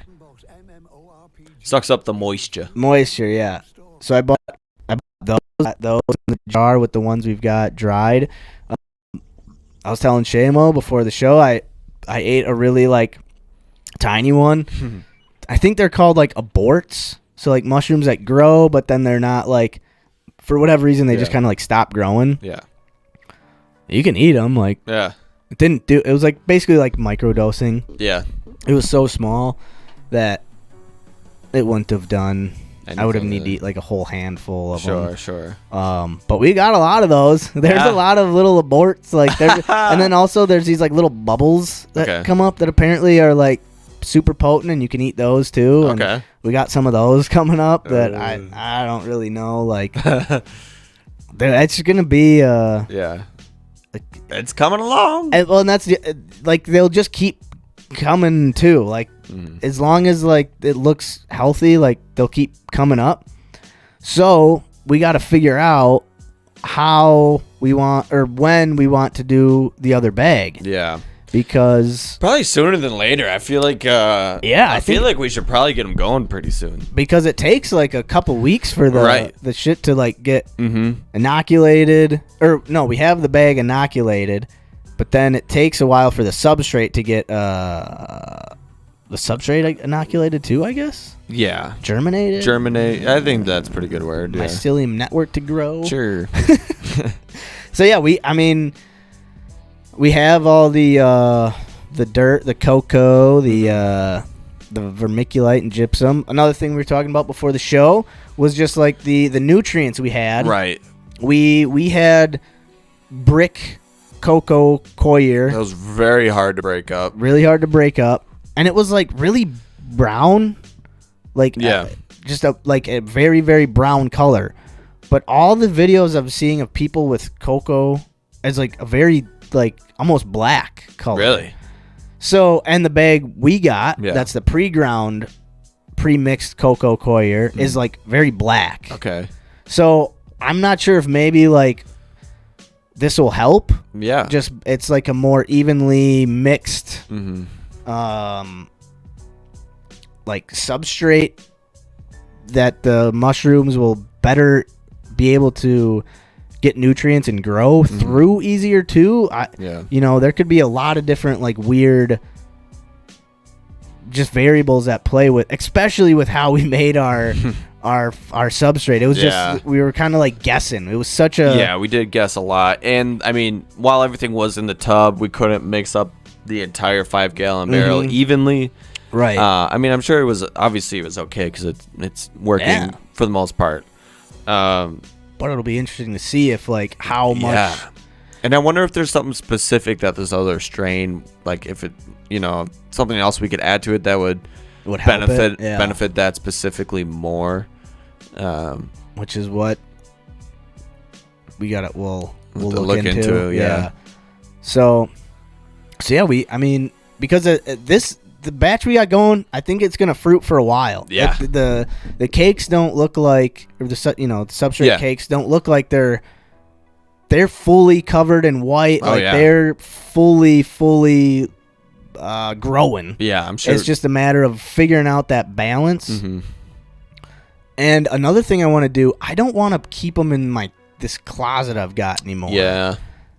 I want to try to figure out like a spot in my basement where like we can kind of walk into or be able to just like see into and like like open up just like a zipper and like kind of put them in a tent. Yeah, I mean, I was thinking about a tent in my basement. Yeah. Because like I was also looking at those. What is this? Like Harry Potter music or something? What the fuck? Like some of those like in-home greenhouses. Oh yeah. You know, like sure, I was looking at some of those, and for like $50, you can get it halfway decent. Yeah. Just like little stand-up, but I wonder if you could just buy that clear plastic and hang it up. Yeah. It's not a bad idea. Cause yeah, that like I mean, it's just not ideal. Like I don't think there's enough airflow. I would love to be able to put a dehumidifier, or a humidifier in there. Mm-hmm. And I think if we can, I think if I can get one of those things to put up in the basement, that might help. Or we could just duct tape up like the plastic shit. Sure. You know, but that's kind of I'm gonna toy around with that. But in the meantime, we can get these tubs going, the shoebox tubs going. If I can work on getting the substrate and stuff like pasteurized Saturday. Okay. Maybe like if you and Carl want to come over Sunday. Mm-hmm. And we'll just hang out and plant some shroomies in these boxes and I think we got to get them going. Yeah, I'm down. Because I mean the Packer game's not till the Sunday night game, so we got all day Sunday. Fuck yeah. Yeah, we got all day Sunday, no Packer game. I gotta bring the trailer over and get this couch out of here. Yeah. So maybe we could do that too. Maybe I could. I'm trying to think if I got anything going on Sunday. Danny probably asked me to do something. I forgot. Right. I always forget. We'll see. I'll send out a text tomorrow and see if you guys can help get the couch, and then we'll just bring the couch over to my place, and then mix up the substrate. Yeah. Or I'll get it pasteurized Saturday because it's got to sit for a day. Yeah. Oh yeah, that's right. So I'll get that. I got to get that other bin full of the substrate like dumped out in my backyard or something. Yeah. And then you got any bushes or anything? Probably fertilize them with it. Oh, I'm sure it would put do. them in my flower. I should put it in my flower bed. It'd probably work really well. Yeah, I'm gonna do that. Fucking genius. So yeah, I'll do that. Get that going. Then Sunday you guys can come over. We'll fucking do it. Get the second one rolling. Get the second ones rolling. Because once they're in the shoe boxes, then they just gotta sit. Right. And we gotta watch them. And once they're, because we'll also need to get just more plastic bins. Yeah. To put those into the shoe boxes into. Yeah, I can pick some of those up too. And then we'll just have to cut holes out. Easy peasy. Holes out of them, which is easy, and then sterilize them. And that's huge. That sterilizer we got from the beer. Yeah, dude, I think it's coming in clutch. Being able to sterilize our bins, is huge. Like to mix the substrate in, a completely sterilized bin is so fucking important. Because as soon as you dump that boiling water in there with the dirt and other shit, like. Yep. I think that's where so many people get fucked up. So hopefully we can still like get good. Jesus, I gotta get Carl. He's got what, like the ad-free shit. Yeah, I think he pays for YouTube music. But yeah, I think that helps a ton, which is really nice. And so hopefully we can just keep getting lucky, kind of, because eventually it's gonna happen where. I mean, this is the first go at it. We didn't get any like decontamination, and it's gonna happen eventually. I think. Yeah. Just as because I really like this, and I want to do it some more. I think I've said this about just about every like project, like woodworking. I was like, dude, I love woodwork. I want to actually start doing this on my own time. Yeah. But this has been something that's like it's pretty low maintenance. And all you have to do is. The hardest part is like getting the spores, which you gotta find them. Which if anyone's looking for spores, I'm not gonna tell you where to go. Just go on Reddit. and just find mushroom community, spore community, whatever subreddits. You'll find them. All right. So just go on Reddit and do some research. It's not hard at all. And then the other part is just like getting the substrate, making sure like it's almost like this podcast. Nothing's complicated. Like the soundboard isn't complicated. Right. But it's a matter of getting it and then just like sitting down with it for like 15 minutes and like making sure you know how it works. Right. Same thing with like the bag, the spore bag or the spore needles and the grain bags and the substrate. And it's like none of it's complicated, but it's like, well, I've never tried to find any of this shit before. Right. I've never tried to use any of it. So it's just like getting that pattern down. And then the other thing, like every mushroom kind of grows a little differently. Like some like just, I think they're called like gourmet mushrooms, which just means you can grow them and eat them like safely. Yeah. It's not like a shiitake is like a gourmet mushroom. Right. And so like those ones grow a little differently, I think. You know, like oyster mushrooms or those type of things. So that you'd have to do some research on with like how those ones grow. Right. But yeah, I mean, it's low maintenance and like it's fun. Like every day things change. Like things change like pretty quickly. Like it's been 2 months. Right. But I feel like every day was like, oh, what's going on in the bags today? And then it's like, oh shit, it's halfway like inoculated. Right. Now it's fully inoculated. Oh shit. We got to put this in the buckets. And it's like, you know, it's been cool.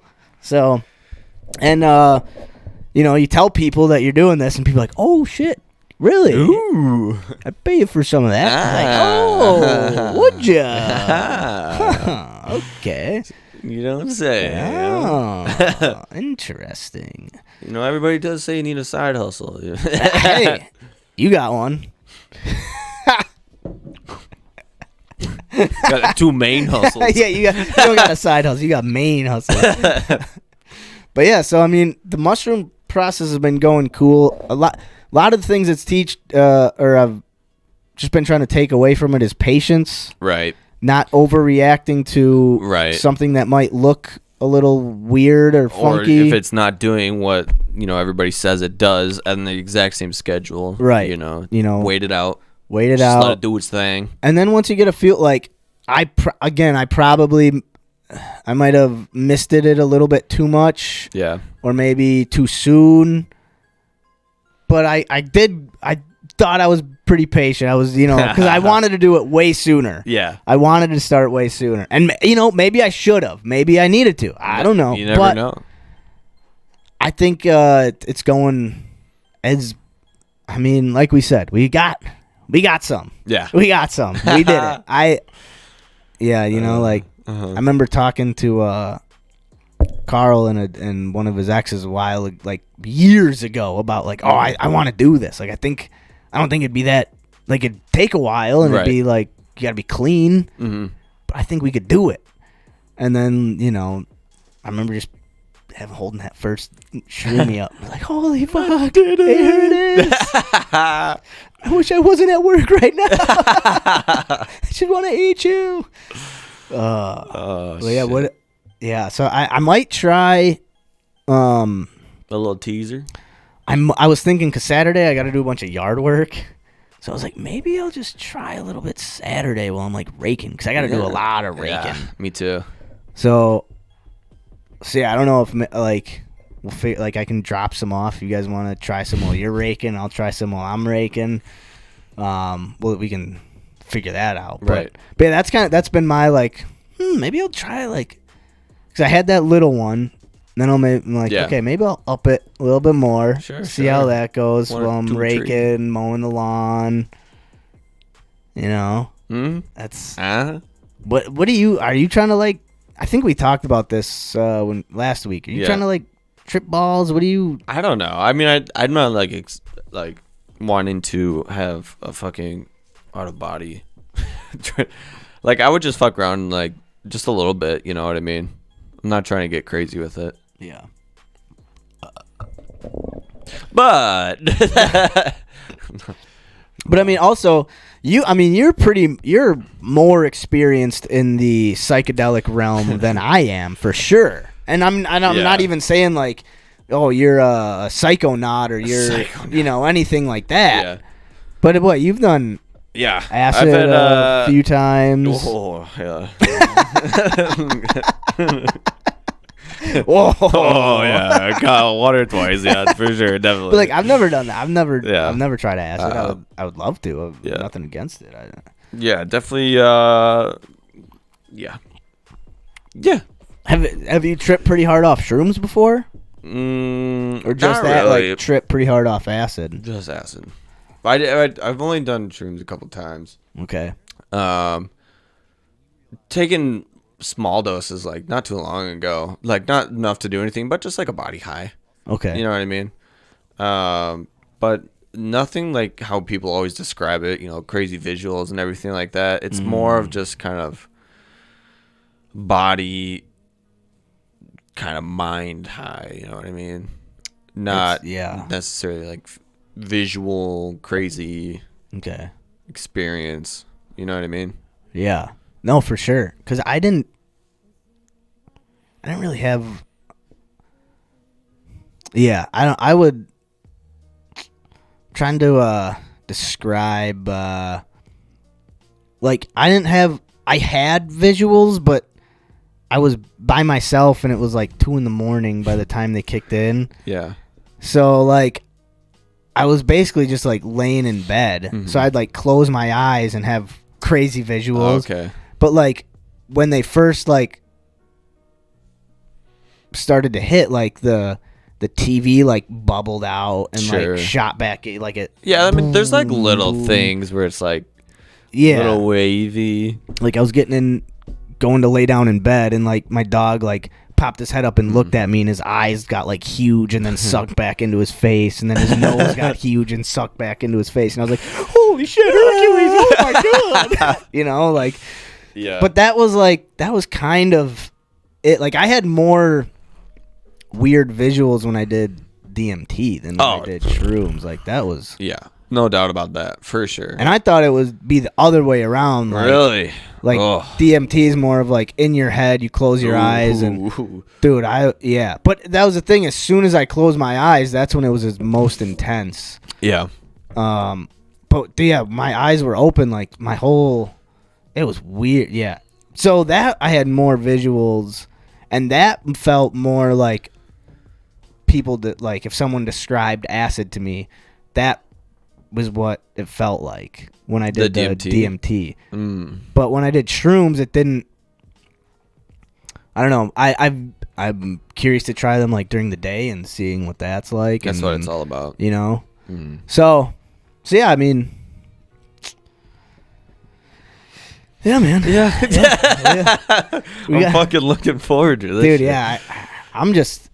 I'm proud of us that we fucking did it. We grew the shit. We got more. Growing it well, too. Like, it's coming.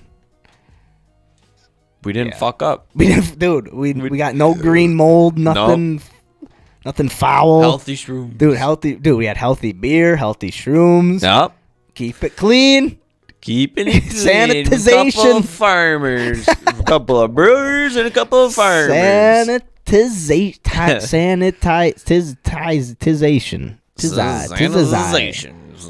Most important thing in brewing beer, growing mushrooms, let me make it clear.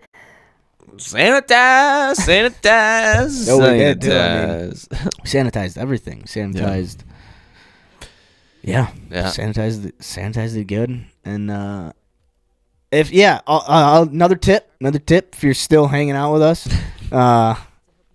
go if you're needing some like good sanitization supplies. But Walmart will probably have something.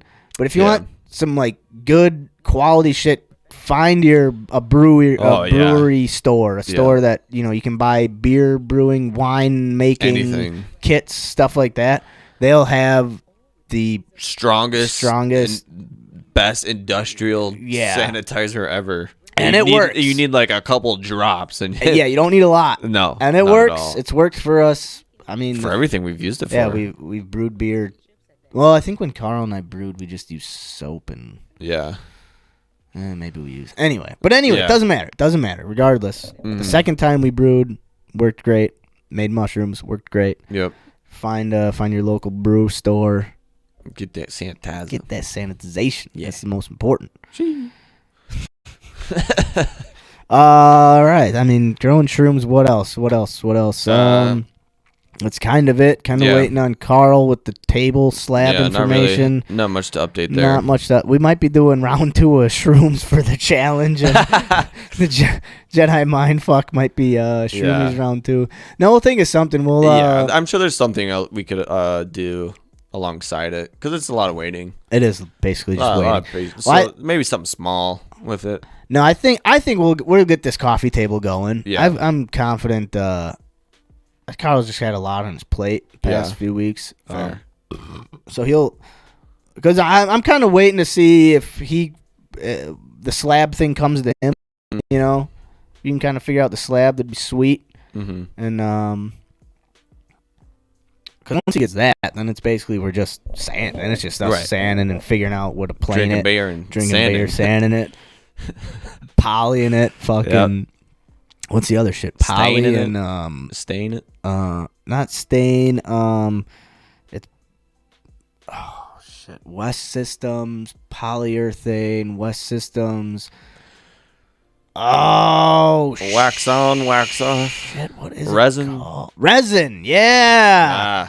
My man. Thank you. Yeah. Resin. Yeah. Resin. Yeah, just resining and polyurethane. So I think that'll be cool, and I think it'll be nice to have in here, and hopefully, whether it's this stew or another stew or down the future, we'll have a nice coffee table, get a couch, have a nice little setup. So that'll be nice. That'll be really nice. That'll be nice. Real nice. So working on that along with the mushrooms. We've got another batch of mushrooms that we got to get into some substrate. I mean, it looks beautiful, man. It looks the mycelium is white as the driven snow, dude. It is nice. So good you could snort it. You probably wouldn't want to. No. But man, yeah, it's nice. So we've got that going, and that's all looking great. I think I mean, shit, that's kind of challenge talk. Yeah. Anything you wanted to get into about any mushroom talk? Anything you wanted to? Not necessarily. We've covered a lot of history and facts. Yeah, we have. The veil breaking is a big thing I've been looking into. Yeah. On the mushrooms that I want to talk about quick. Okay. I'm gonna have to do research on why. I'll bring that next week. Why it's so important, or like why the veil breaking and spores releasing will affect future flushes. Okay. I don't know why. That's just what everything I've read says. That it'll affect your future. Will it affect the strength of the mushrooms at all? No, it affects them growing. Like just growing. The pins don't grow. So I don't know if when the spores are released, like it goes into the mycelium and then like takes the nutrients from it. I don't know. That's something. Yeah. So that's something I'll bring for next week. But one of the things that I found is crazy with the mushrooms. This will be the last thing. Just kind of on like what we've been learning. Like the veils break. It happens really fast. Yeah. And it's again like people saying like, oh, if you get it with the veils fully broken, it'll affect future flushes. You know, it's like kind of like freaking me out. Like, fuck, I gotta check it. Oh, like if there's a good mushroom growing, it's like shit. I gotta make sure I'm checking it every like 2 hours. So it's probably better to pick it earlier than later. Yeah, which is again what they were saying. You'd rather like pick it a little early and maybe the mushroom didn't grow to its fullest. You know, right. Height, weight, whatever, girth, whatever the fuck, however they measure mushrooms. Yeah. But if you, let it go too long and the veil breaks, you won't get as many mushrooms after that. Right. So you might as well just pick it a little early. It doesn't really, I think I told you, when was it, on Monday? Or when was that? Yeah, Monday. When I picked up the dehydrator. Oh, yeah. Like, as they grow, they do get more potent. But once they hit a certain point of growth, they don't lose potency, but they don't gain anymore. Okay. So you can have a mushroom that's double the size, but the same potency as a normal size. Yeah, a normal size. So I don't really know like what that size is. Mm-hmm. That's like the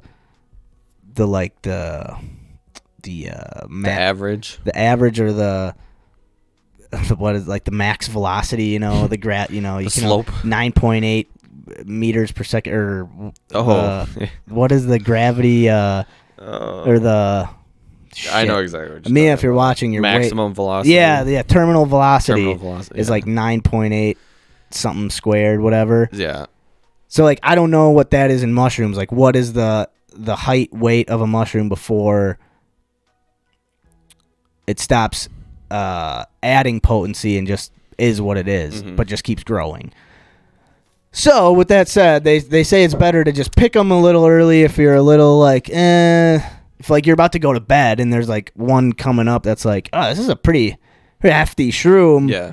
I should probably just pick this before, I sleep for 6-8 hours, right, and let it do its thing. Break and yeah. So that's been interesting. Like last night, I think I picked the mushroom at like 12:30 because I was like, oh fuck, I need to check those before I go to bed. Yeah.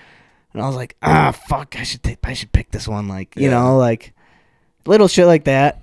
It's kind of annoying, but also kind of fun too. Right. It's exciting. Yeah, but. Just a fun process. Mm-hmm.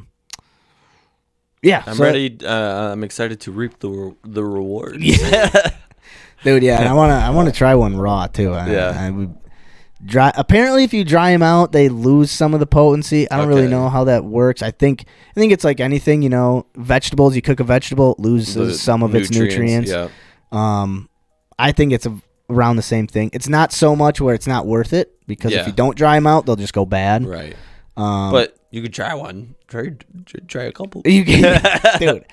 Oh my god, I have so many times. Maybe tomorrow at like 4:00, I'll just. There you go. Friday. But yeah, all right. So that's mushroom talk, folks. Yep. Man, like if you have any questions or wondering how. You can get started. If it's something you're interested in, reach out and we'll give you the best knowledge we can, with what we have.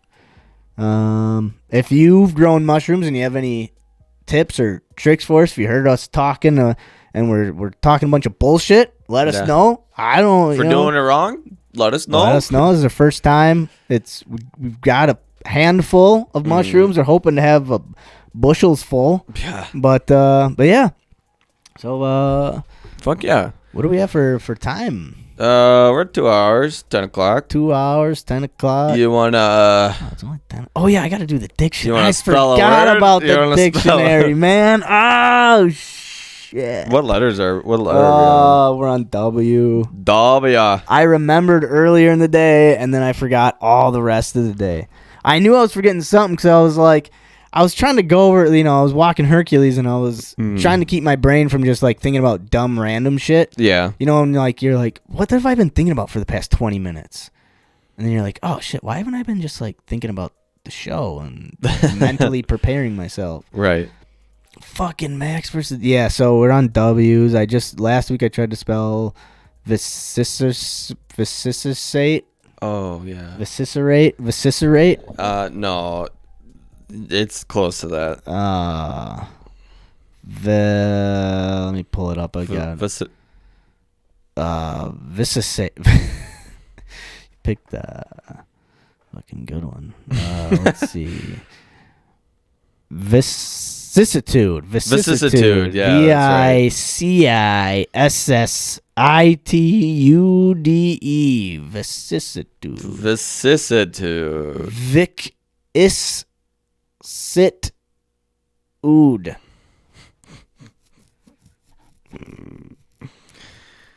Now we're on to the big W. Oh, all right. Let me pull up. What do we got for us? Let me pull up the tune. Shit. HUA versus... Oh, fuck, man. So excited to be in class. Me too. What are we doing today, Teach? All right. Teacher. Down, quiet down. I'm talking to you, Carl and Max. Teacher's hair's gray. We got an important lesson today. What are we doing? Today in God, I class can't wait till we we're doing re-record this. HUA versus dictionary. I hope you boys are ready. You gotta sing. Here we go. A, B, C, D, E, F, G. HUA versus dictionary. Carl, Max, and Seamus J. Spelling words fucking right today. A, B, C, D, E, F, G. HUA versus dictionary. Spelling words right or wrong. Either way, we're gonna sing this song. A, B, C, D, E, F, G. HUA versus dictionary. If you don't, this is what you do. Sit back, relax, take a sip from the brew. A, B, C, D, E, F, G.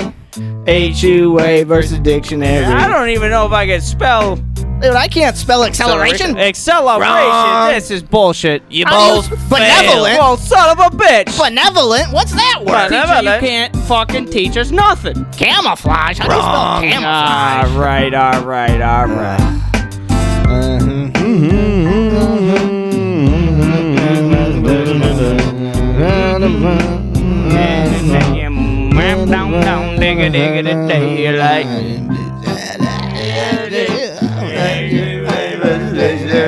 I'm drunk as fuck. Fucking stone. What comes after A? D. Suck this dick. We failed. Oh, damn. This is HUA versus dick. Let's spell some words, motherfuckers.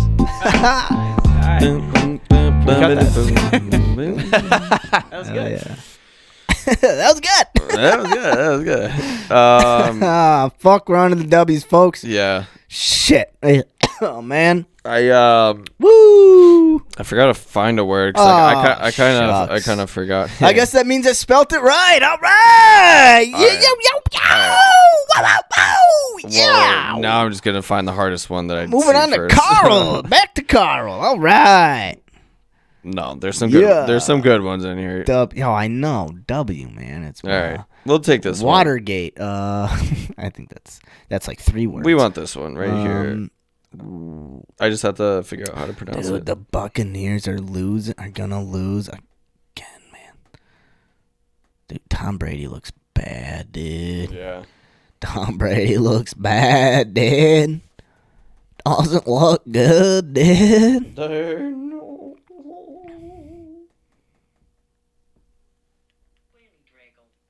Windraggle? Windraggle?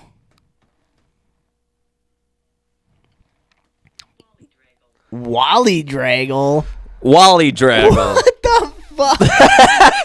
Wally Draggle? Wally Draggle. Wally Draggle. Yep.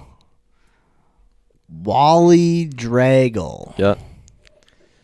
Wally Draggle.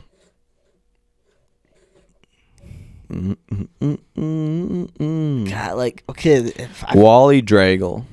for some reason,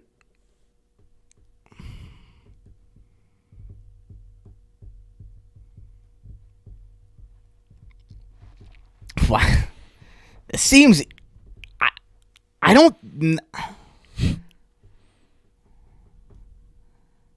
There's got to be like some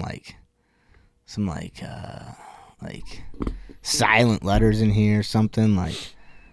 Wow, like I feel like that's just W-O or is it W-A? Wally? Like Wally. Wally. Wally. Because if it was W-O, it'd be Wally. But maybe Molly. But that Molly, Wally. Maybe it is W-O-L-L. Because Molly's M-O-L-L-Y or E-I or E-Y or E or Molly. Fuck, see, that's where I don't know. It was W-A, W-O. It's got to go with your gut. And then, like... You just got to go with your gut. Draggle, like Wally Draggle. Wally Draggle. What the fuck? Wally Draggle? I've never even heard of this word. Wally Draggle. Maybe it's like it's not even like it's not like Molly, so it's not like LLYD whatever. I don't even thought about that yet. Maybe it's like IE or like EI. Welcome to the show, Andy. Thanks for tuning in, bud. Andy, can you help me spell fucking something? Wally Draggle. We got football up on the screen, so I don't know if only Seamo can see what people are saying. Yeah, commenting, which is, Andy, did you hear our new song for HUA versus the dictionary? Or did you come in right after it?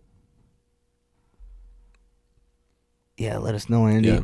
But all right, Max. Well, either way, if I spell this right or wrong, I mean, it's like we're only gonna get like. This is gonna get tens and tens of views. It's just your favorite thing in the world, isn't it? Yeah, man. All right. Wally Draggle. I'm just gonna spell it wrong. I don't even. All right. Wally Draggle. Can I get like an origin, a country of origin? Scotland. Wally Draggle. Wally. It's fucking Scottish. Wally. Fucking Wally Draggle. I don't even know it. All right. Jesus. Whatever one I do, it's gonna be wrong. I know it. Believe in yourself, bud. WOLLYDRAGGLE.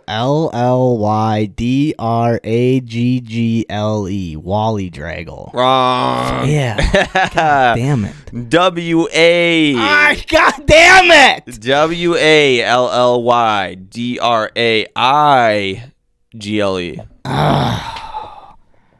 Wally Draggle. All right, let me guess what it means. Hold on. All right. Remember, it's this fucking Scottish. All right, so it's WALLYDRAIGLE. Wally Draggle. Correct. God damn it. Oh, yeah, why did I do DRAG? That'd be Draggle. Well, you did DRAGGLE. That's still Draggle. Yeah, okay. But all right. That's Draggle, not Draggle. Exactly. Slight difference. All right, Wally Draggle. This is someone who is a drunk, and they pass out on a wall. So it's like, you fucking Wally Draggle, fucking dragging on the walls. You're just a drunk Wally Draggle. I'm sure you could probably call Wally Draggler that kind of person a Wally Draggle. It's a feeble, imperfectly developed, or slovenly creature. A perfect. Wait. Yeah, a feeble, imperfectly developed, or slovenly creature. Wow. Slovenly creature. I don't even know what slovenly A Wally. So it is like, it could be used as a derogatory term. Yeah, for sure. That was like my original thought. It was like, you fucking Wally Draggle. Yeah, for sure. For sure. All right. Well, that was episode 84 of HUA versus Dictionary. Max, get it wrong yet again, motherfucker! I can't spell no words right. But either way, we're going to sing this song. Yes, sir. So excited to be in class. Me too. What are we doing today, Teach? All right, spelling words wrong. That's what we're doing today. Cheers, brother. Thanks for that beautiful word. We got an important You lesson fucking today. Wally Draggle. Fuck you, God bitch. damn it. HUA versus Dictionary. At least I'm not a Wally Hope you boys are Draggle. ready. I'd rather be a we bitch go. than a Wally A, Draggle. B, C, D, E, F, G, HUA versus Waggle Jerry. Carl Max and Seamus J. Spell some words fucking right today. A, B, C, D, E, F, G, HUA versus dictionary. Spelling words right or wrong. Either way, we're gonna sing this song. A, B, C, D, E, F, G, HUA versus dictionary. If you don't, this is what you do. Sit back, relax, take a sip of the brew. A, B, C, D, E, F, G, HUA versus dictionary. I don't even know if I can spell Dude, I can't spell acceleration. acceleration. Wrong. This is bullshit. You How do both you- failed. benevolent? Well, son of a bitch. Benevolent? What's that word? Teacher, you can't. Camouflage. How do you spell camouflage? All right. I feel like we need to have a HUA versus dictionary before and after. What you mean? Like, this is the before, and then the after is Oh, yeah. like, if we spell it wrong, it's like, hey, we go, we spelled it wrong again. Yeah. Seamo sucks, he can't spell words. You know? Yeah. I'm drunk as fuck, fucking stone. What comes after A? D. I sucked his dick. We failed. Oh, damn. She. This is HUA versus dictionary. Let's spell some words, motherfuckers. That was good. That was good. That was good. Oh shit! All right. Man. HUA versus dictionary. I failed again. Welcome That's to all the right. club. I'm just gonna give you really hard words until I know that you've spelt more than me, and then I'll lighten up a little bit. So then we can get back to Carl. Yeah, exactly. Yeah. That's the real fun. We just of gotta it. give the people what they want. Yeah. Carl versus dictionary. Yeah, that's. Christ. I like that play, number 80. Easy does it. Well, Bucks lose yet again. Tampa Bay, you're going home. I'm just gonna Brady shut this sucks off. dick, and that's a fact. Hey, TOMBRAD.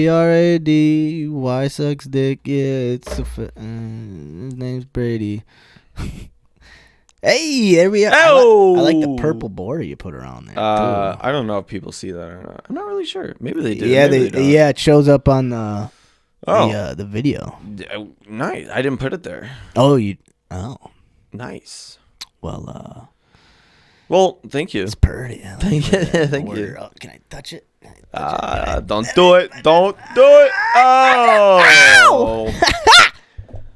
Purple pumpkin people eater. Flying purple people Be eater. cool. I think I'm gonna try to like edit the video so I turn purple after I do that.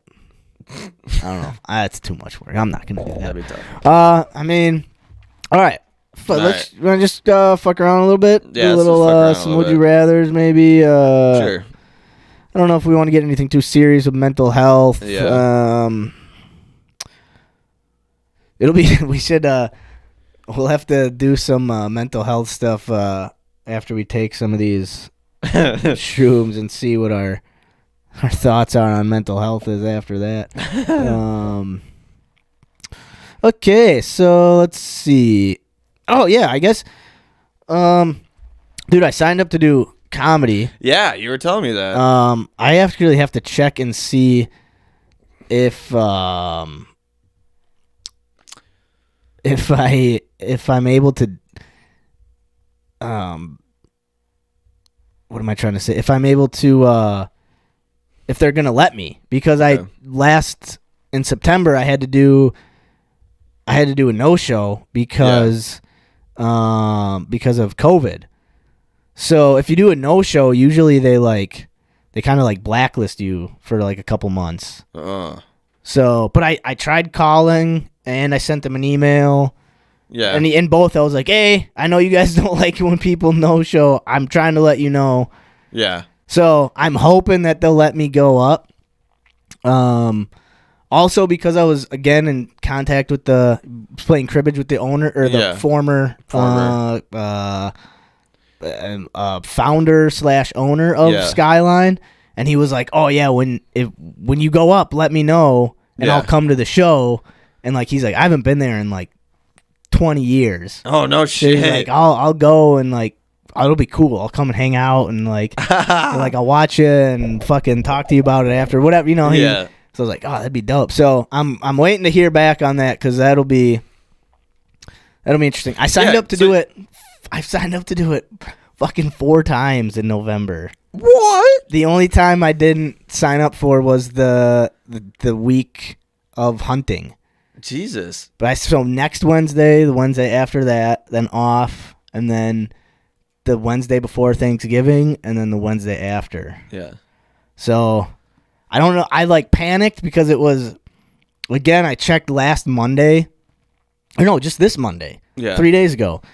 And it's always like every time I check, it's the last day to sign up. I'm always like, oh, I should check.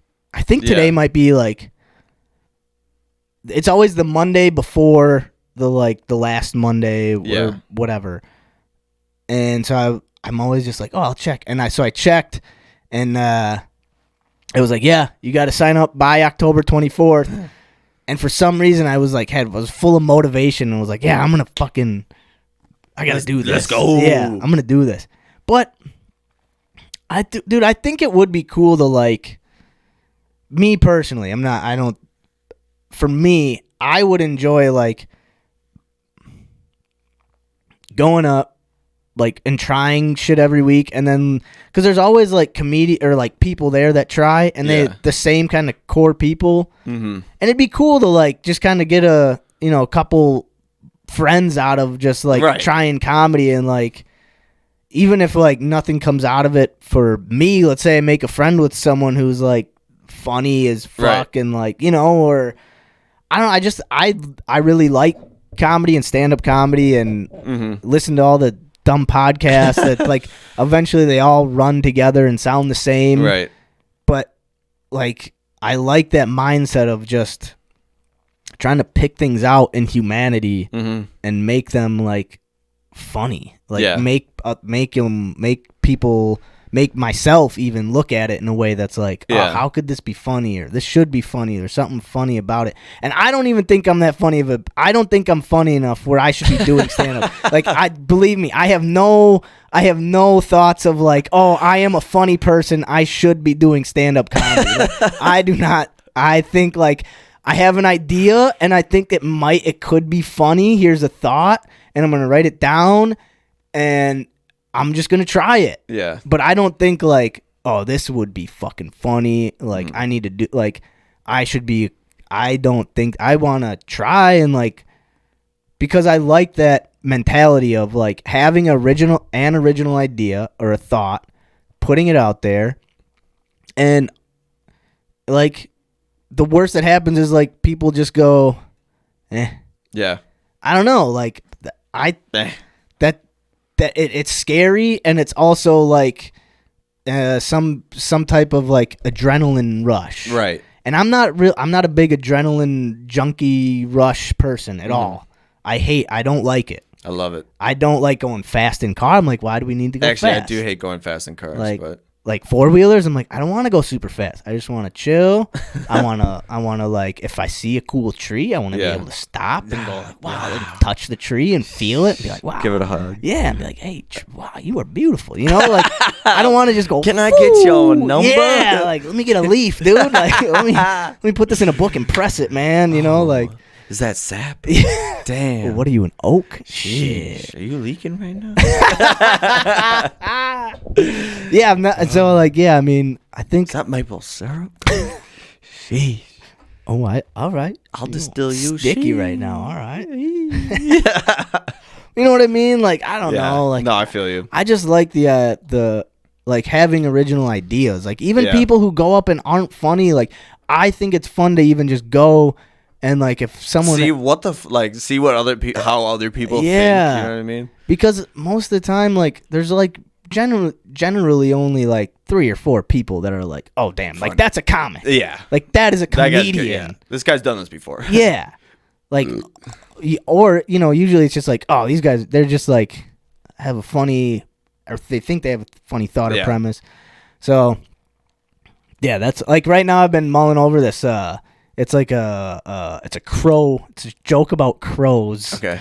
And it's like a Norm Macdonald style, long story, dumb punchline, and I'm, like, thinking about doing it up on stage, but I'm really nervous because it's one of those, like, you tell a story and you gotta, like, really, like, you can elongate the story, you can make it as crazy and wild as you want.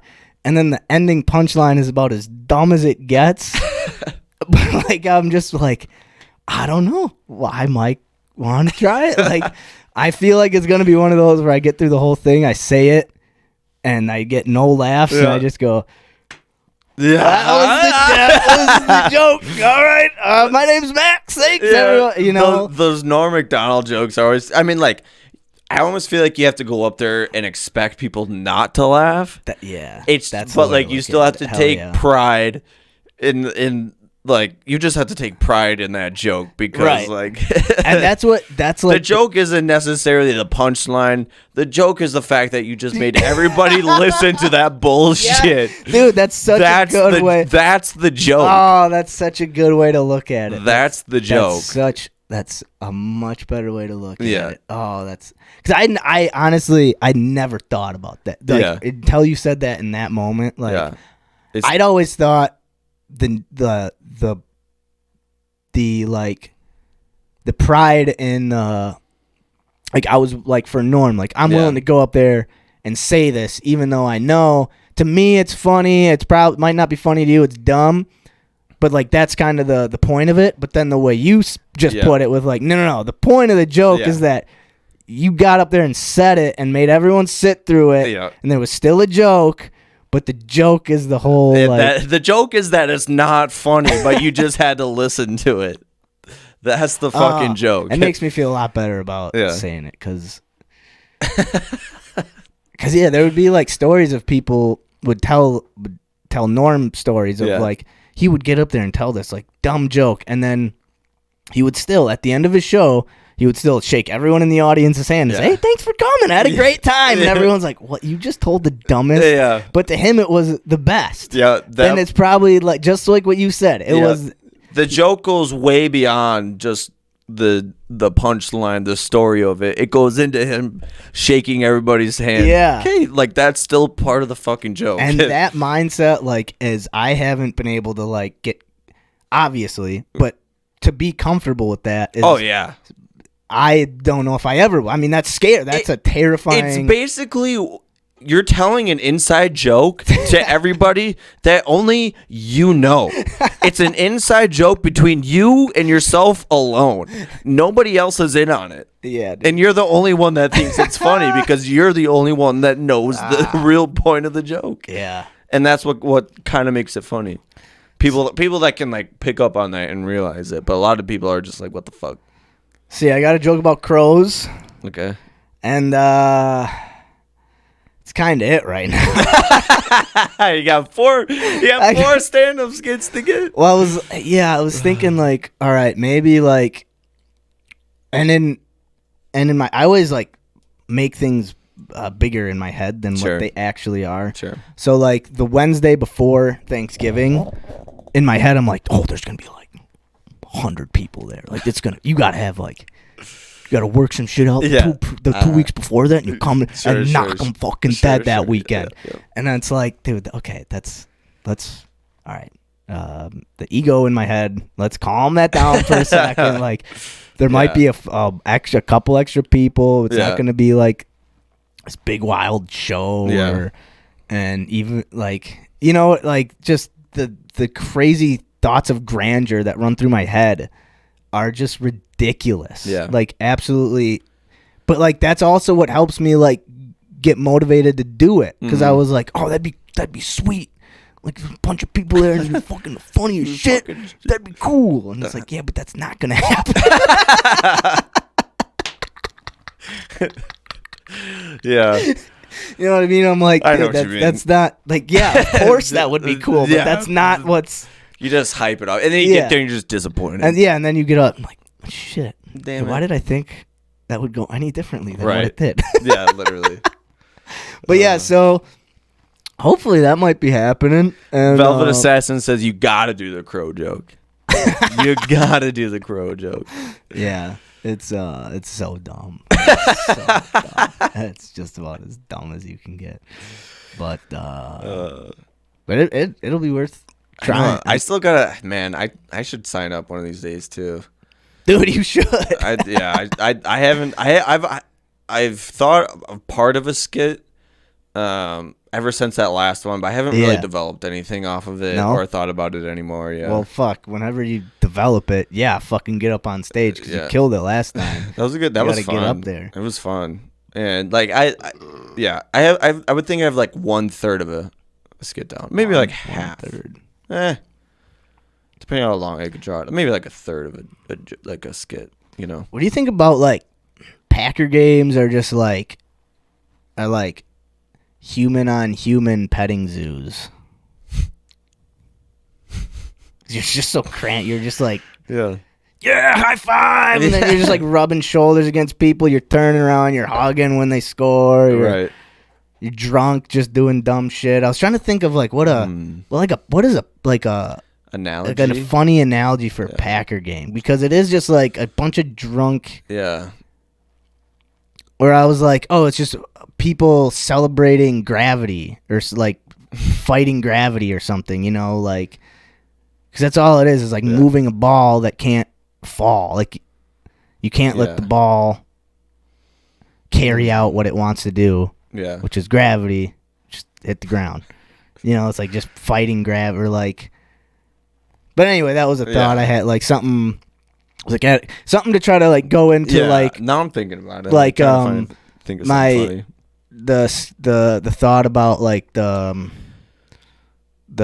when I get in a fight with my girlfriend, it's just like a head coach at the podium after a tough loss. I was trying to think about something to go into that, and just kind of like, because you had mentioned that last time. Did you ever do part of that?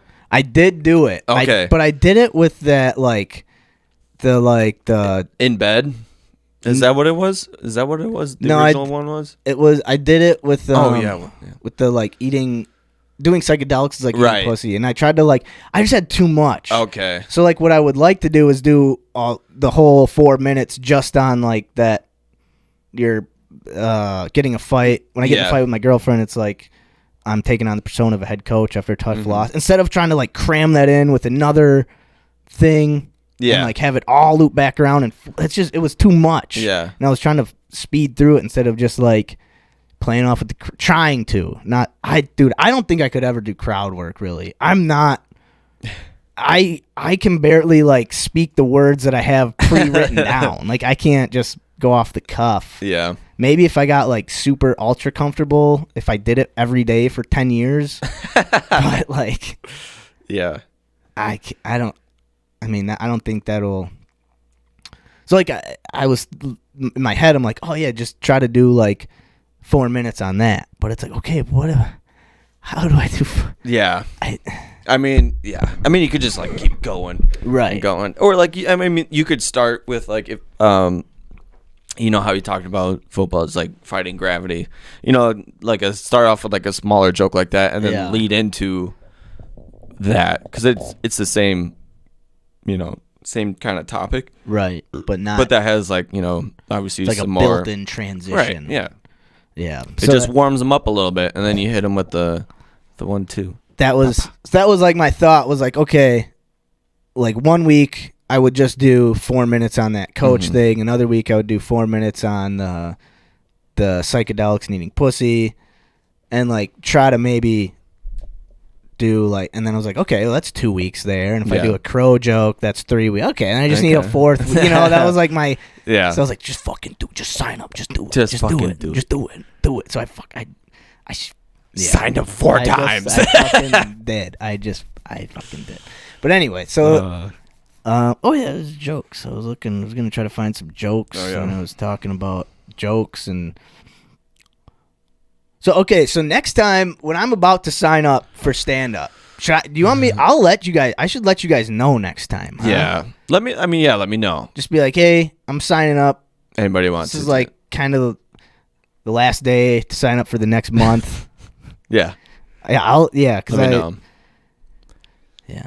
Because that's fun when it was a good time. And apparently, like, if you sign up and you get a group of 5 or more, like, you can get something out of it. Like, they'll give you like free drinks or something. Oh, really?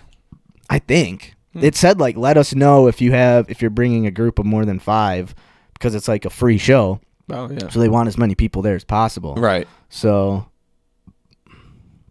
that's something to think about in the future. Cool. Nice. Yeah.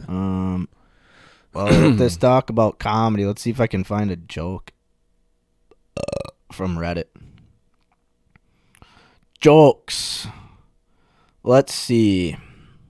Oh, here. I'm going to go to the top-rated all-time joke on the jokes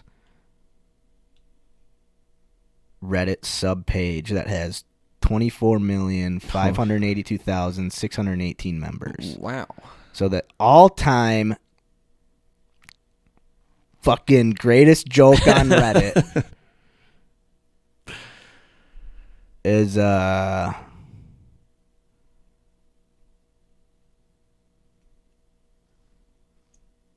wait, is this an actual joke? No, okay, never mind. That was just actual sad news about someone who died. I don't know why that was a joke. Did you even read the punchline?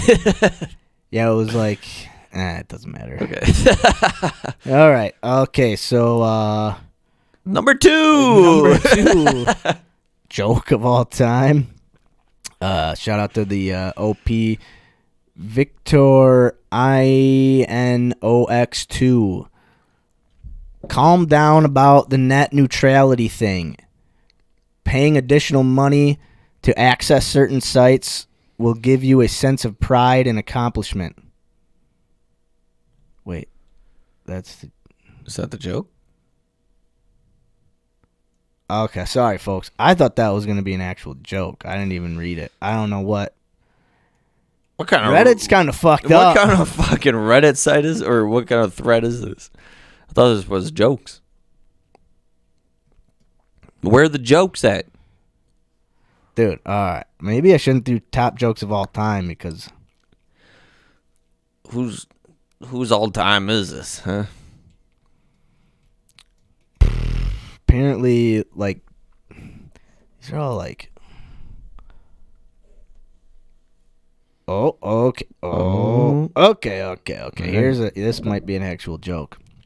All right, shout out to OPCKARINI. Fucking A. A new Navy recruit has his first day on the submarine. He speaks with the officer who signs him his post. Go stand at the periscope entryway and make sure no unauthorized personnel touch the periscope. The recruit follows orders and stands by the periscope. After 15 minutes, the officer stops by. Son, I'm changing your post to the mess hall. Go in there and start washing some dishes. The recruit obeys and heads to the mess hall. He's cleaned about 3 dishes when the officer walks up again. Listen here, recruit. Your new post is in the supply room. I need you to make sure everything is strapped down tight in case of rough waters. I hope this is not a dumb fucking joke. Jesus Christ. The recruit again follows orders and heads off to the supply room. There, he sees a crewman moving some boxes. Hey there, says the recruit. Is it normal to keep getting reassigned to a new post all day? I haven't kept one position for more than 15 minutes. The crewman says, oh yeah, this sub is full of reposts. Oh, Jesus fucking Christ. This was about the Reddit. Oh, I'm so mad I read that. I'm so mad I read that. I'm so mad I read that. Can I downvote that? I'm going to downvote it. Yeah, downvote that shit. That was. What did it say? This ship is full of repos? So this was a joke about the joke subreddit. Yeah. That's what I gathered. Which is the dumbest. Why is that one of the top jokes of all time? Because everybody's so pissed about it. Like, damn it, you got me. I want to read something funny. Max is heated. I kind of am. People get. I'm a little upset with Reddit at the moment. I just tried to post a funny meme to Reddit. It was nothing derogatory towards Aaron Rodgers, just that his play is slightly off a tick. When he gets taken down. Reddit says I was being mean to Aaron Rodgers. That joke was mean. Yeah, like, why is my meme not allowed, but that dumbass joke is? Oh, Jesus. Okay.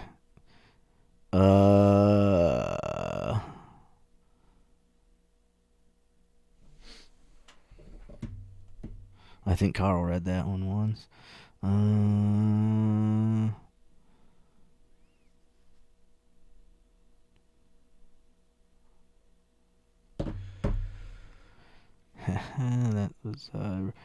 That was a political joke, but it was funny. But I'm not going to read it.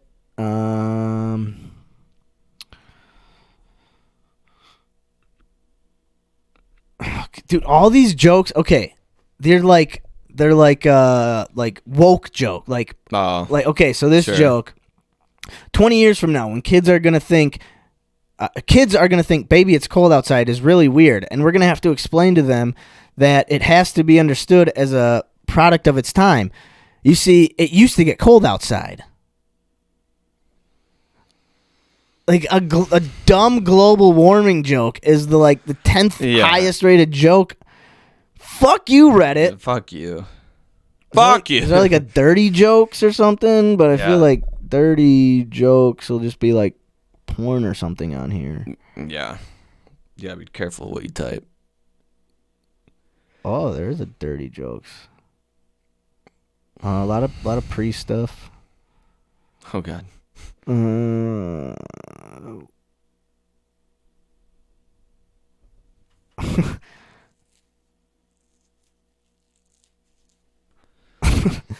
What do ordering a sandwich and getting a hooker have in common?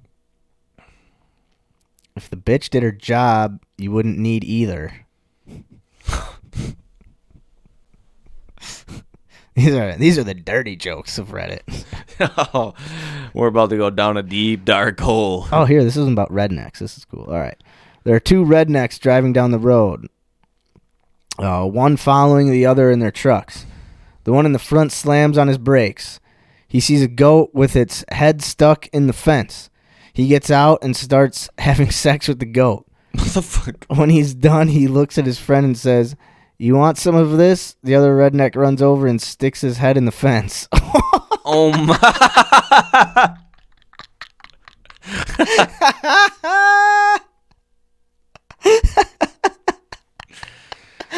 Oh no.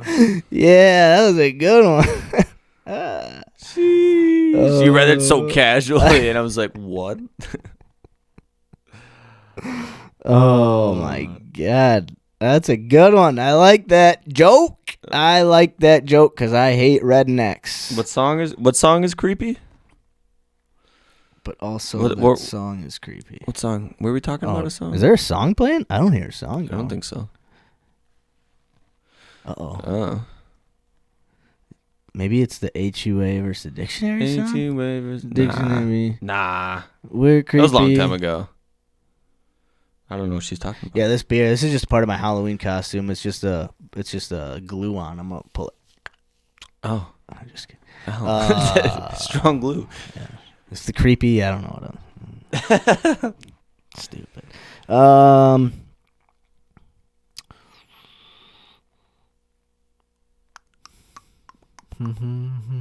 That's fucking dumb. Well, There's gotta be one more good in there. Jesus Christ, that's so bad. This is just read it. Just read it.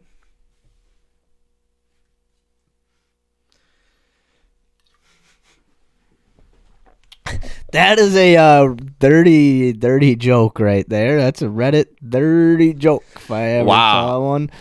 Yeah. Ha ha ha. Yeah. Yikes.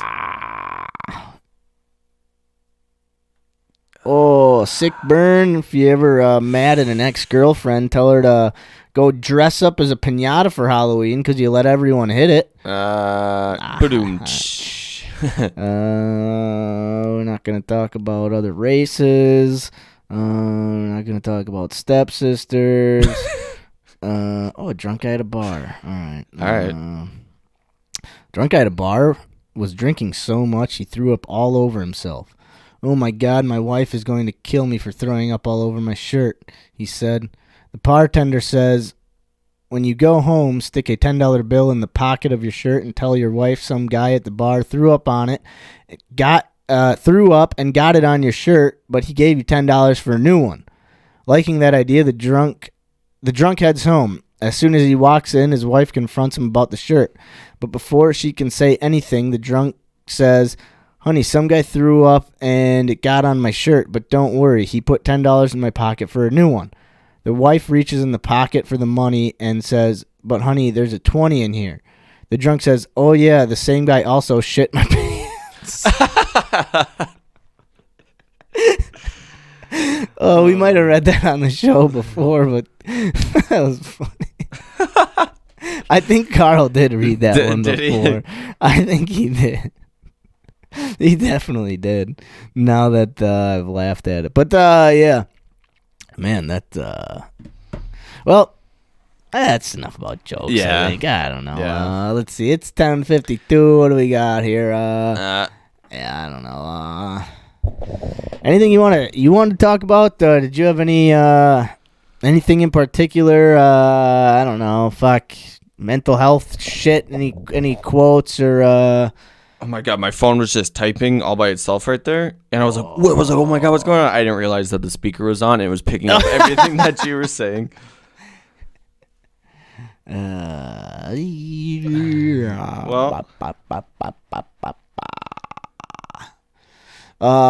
So Carl went to Tom Segura yesterday, and I can't wait to hear how that went. Yeah, me too. We'll talk. I'm sure we'll talk to him before next week's episode, but fill everybody else in. Yeah, we'll get him to talk about that next week. Keep the stand up theme going a little bit. He'll talk about Segura, and I'll maybe talk about a crow joke that I say next Wednesday. I think I'll find out tomorrow if I actually did get onto the list, though. Nice. I might be banned for the month. Yeesh. You know, because I'm a badass. I don't follow the rules. Man. I don't follow the rules. And they say, "Get out of here." Yeah. And I say, "I'm gone." And I say, "Let me back in because I want to hang out with you guys. It's a fun place over there. I want to try to tell some jokes and drink some beer, man. I'm sorry." Yeah, dude. That's right. I'm on the music, huh? Yeah. Well, fucking A, dude. Good shit. Oh, fuck. Episode 84. The Seamo and Max Show. Yet again. Volume 3. We'll be back again next week, folks. Yes, sir. Good times. Thanks for tuning in. Thanks for hanging out. If you're live on Twitch, appreciate you guys talking with us, interacting with us. If you watch it later on, don't forget to like, subscribe, rate, review, and drink a beer. Yeah. Episode 84, baby. Thanks for hanging out, everyone. Have a great fucking rest of your time at night, evening, morning, whenever you're listening. I don't fucking know. Drink a beer, have some coffee, hang out. Woo! What up? Goodbye. Thank you for tuning in. I know your time is valuable. There's thousands of other podcasts that you could have settled for, but now you're just vibing with two goofy dudes from Wisconsin who like to discuss their problems and figure out ways to solve them, and challenge the listeners to get up out of their comfort zone. Try some shit they ain't done before. This is Hold Us Accountable. Yeah, this is Hold Us Accountable. Yeah, this is Hold Us Accountable. This is Hold Us Accountable. This is Hold Us Accountable. Hold Us Accountable, yeah. Hold Us Accountable.